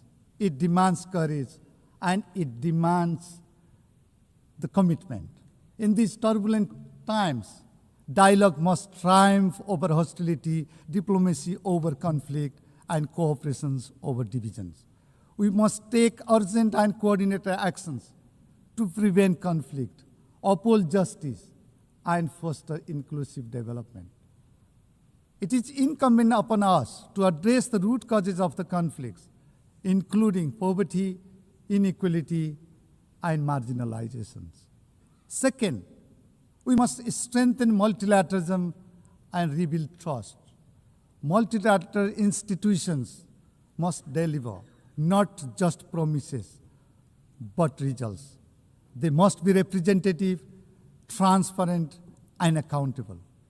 In this interdependent world, no single nation, however rich and powerful, can resolve global problems alone.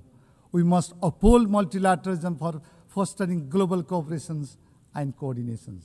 We must repose our trust in multilateralism, anchored in sovereign equality, territorial integrity, and national independence. Third, accelerating the implementations of the 2030 Agenda is critical.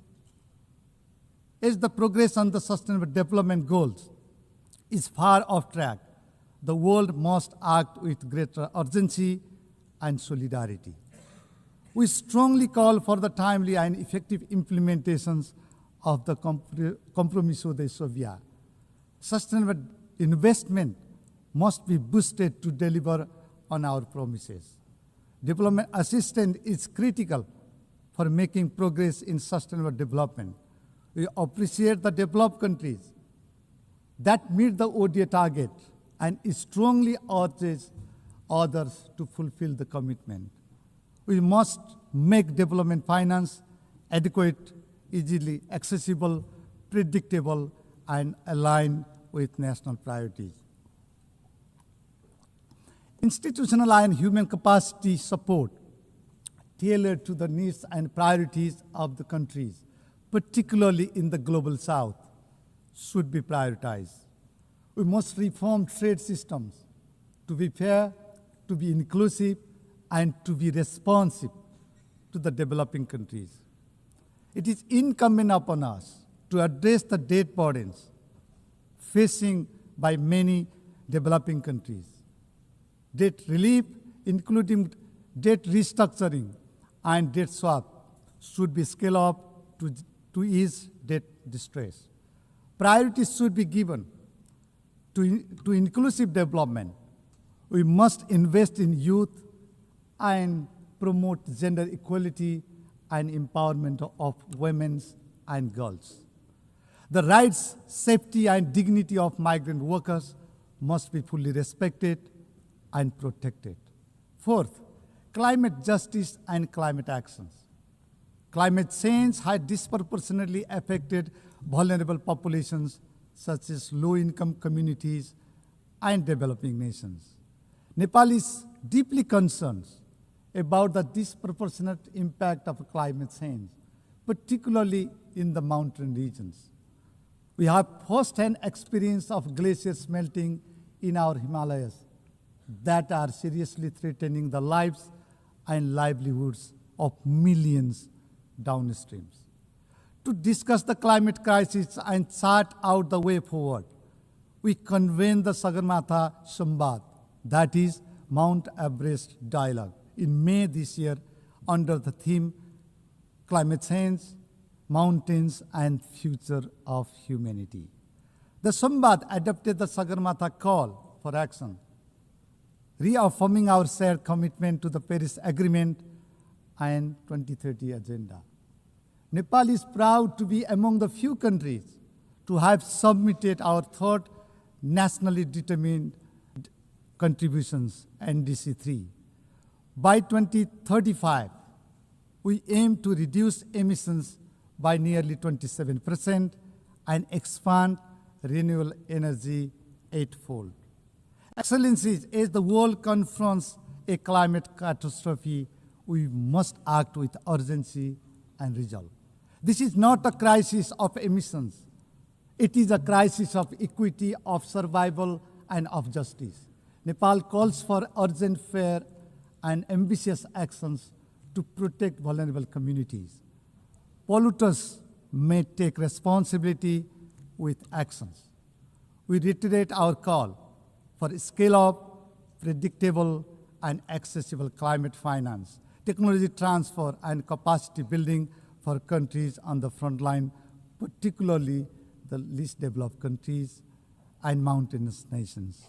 The loss and damage fund must be capitalized, and biodiversity finance must be increased to match the scale of the crisis. Nepal urges the international community, especially developed countries, to demonstrate genuine solidarity and moral clarity by delivering on the ICJ advisory opinion and upholding their obligation to protect the climate systems. Fifth, digital transformations. Technology must be inclusive, secure, and right-based. We must narrow the digital divide within and among countries to create a peaceful and equitable society. Nepal advocates for a global digital cooperation framework that ensures access to infrastructures, digital literacy, and data protections for all. Technology transfer must be accelerated and scaled up. Finally, the United Nations must be reformed to reflect the present-day realities. Focus should be laid on coherence, coordinations, and accountability across the UN development system. We need to prioritize LDCs and LLDCs across all global commitments and partnerships. The UN 80 initiative offers a timely opportunity to renew our collective commitment to a more inclusive, transparent, and effective multilateral systems. Nepal supports the reform of the United Nations Security Council to make it more representative, transparent, and accountable. The review of the ECOSOC and the high-level political forum this year presents an important moment to enhance their effectiveness, coherence, and the impact in delivering on the Sustainable Development Goals. Similarly, Nepal supports the ongoing peace-building architecture review. This is an opportunity to enhance synergy, streamline efforts, and drive results where they matter the most. We also underline that the global financial architecture must meet today's realities. Mr. President, the global community has time and again reaffirmed its determinations to tackle challenges before us.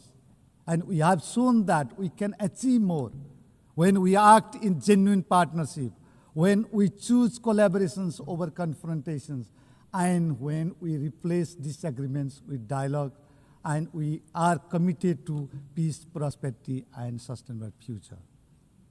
Mr. President, Excellencies, distinguished delegates, ladies and gentlemen, for 8 decades, the United Nations has stood as a beacon of hope for peace, for justice, for human rights, and for development.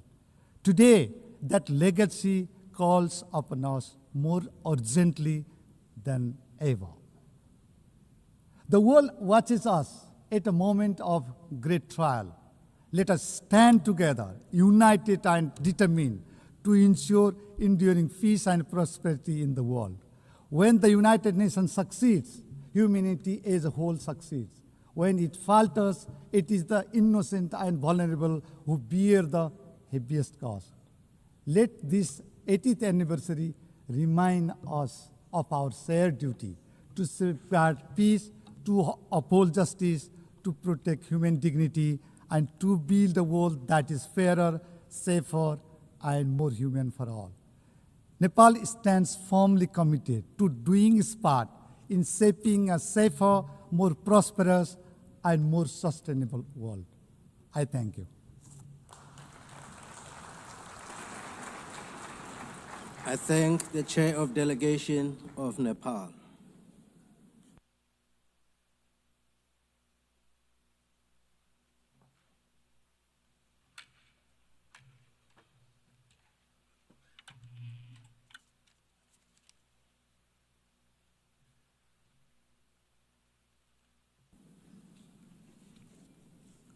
I now give the floor to His Excellency Muhammad Siat Douale, Chair of Delegation of Djibouti.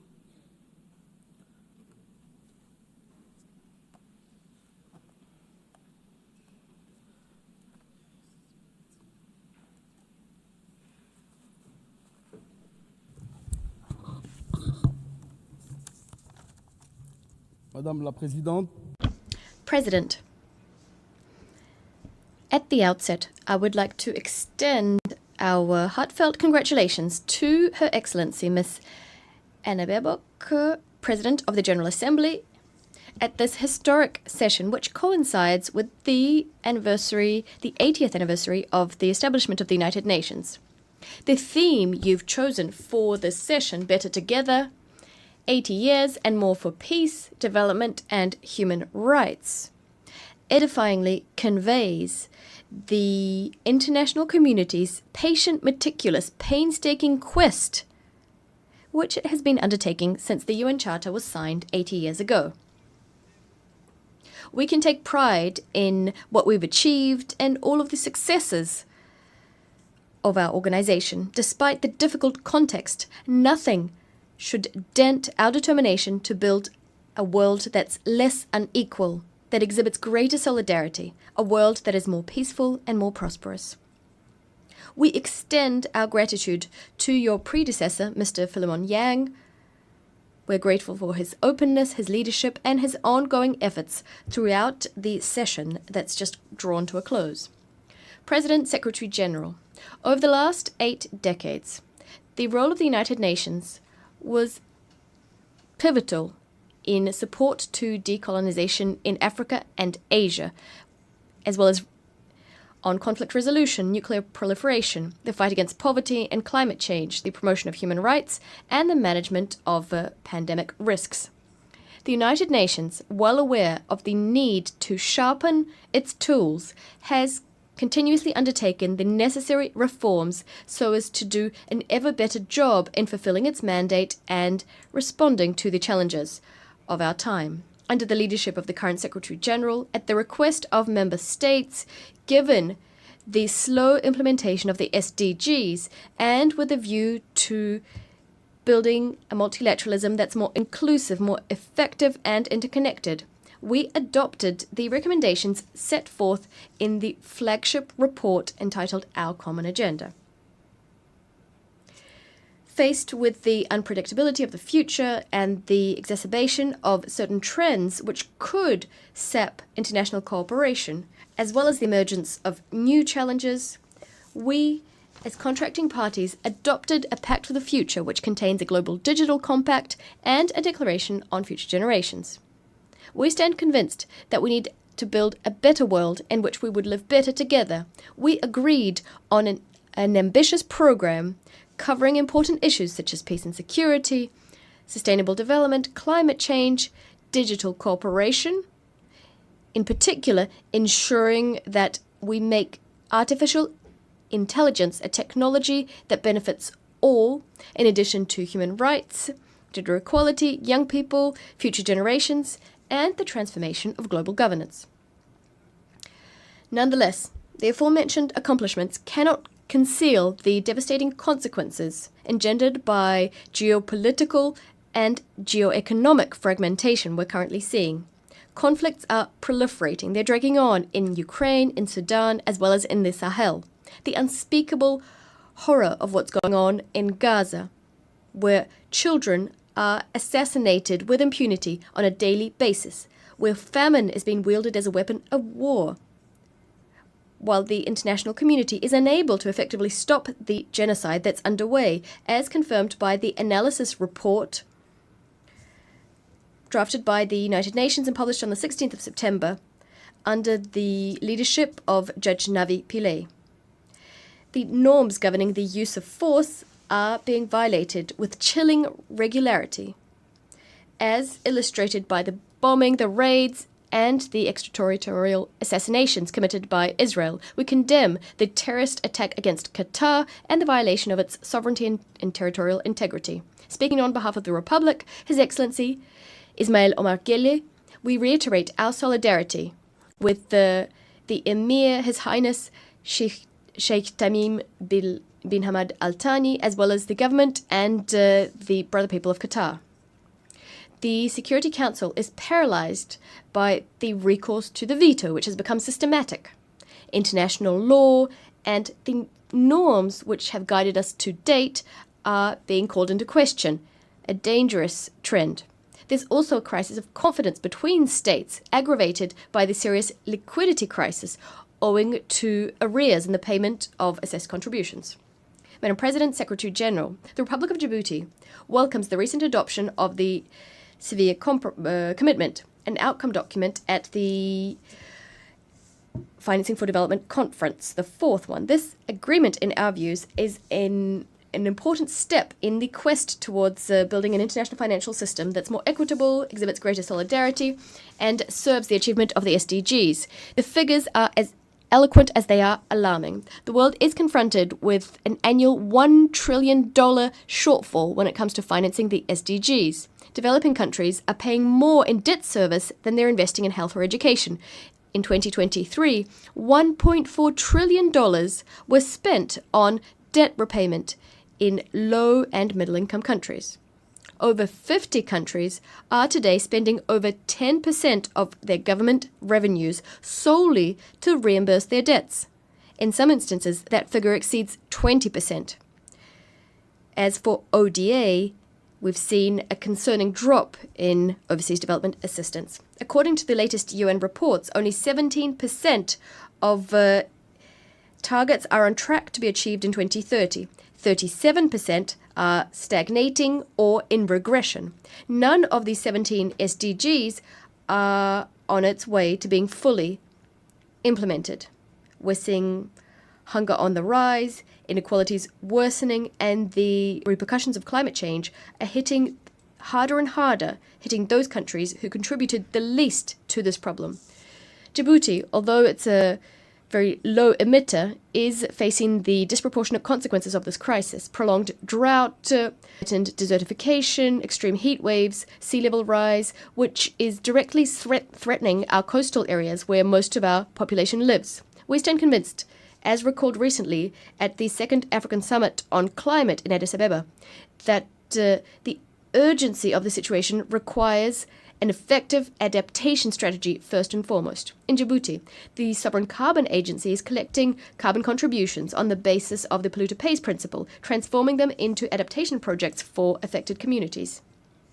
The Sphere commitment gives rise to new hope. It calls for in-depth reform for financial governance that's more inclusive and better response to long-standing aspirations of the countries of the South.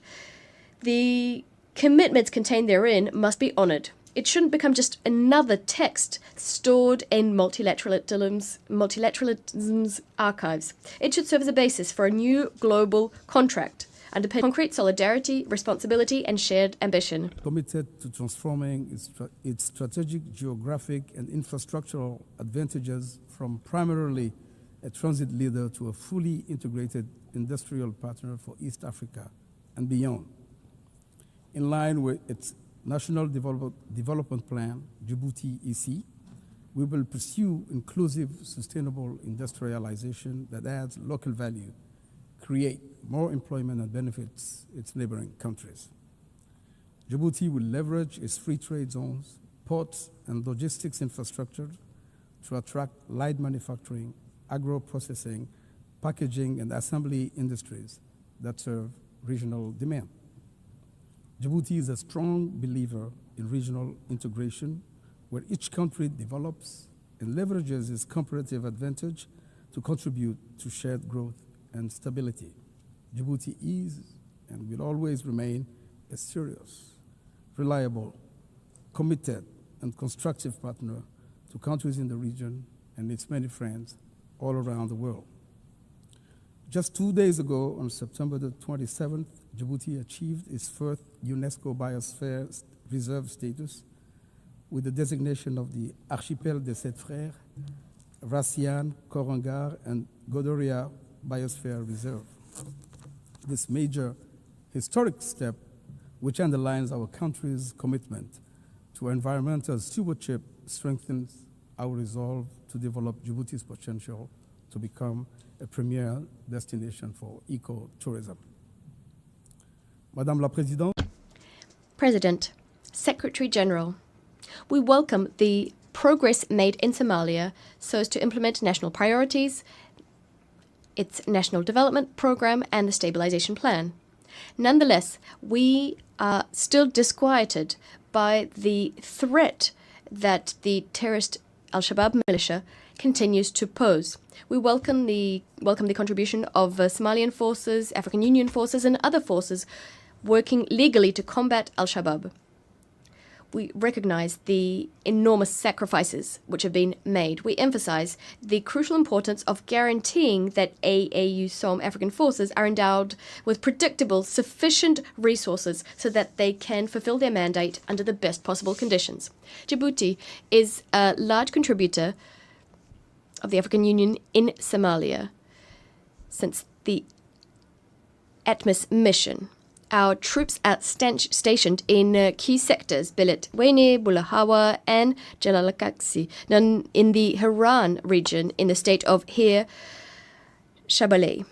Faced with an uptick in terrorist attacks, Djibouti heeded Somalia's call by signing a new agreement in July 2025 to pave the way for additional deployments of Djiboutian forces to reinforce stabilization efforts in the country.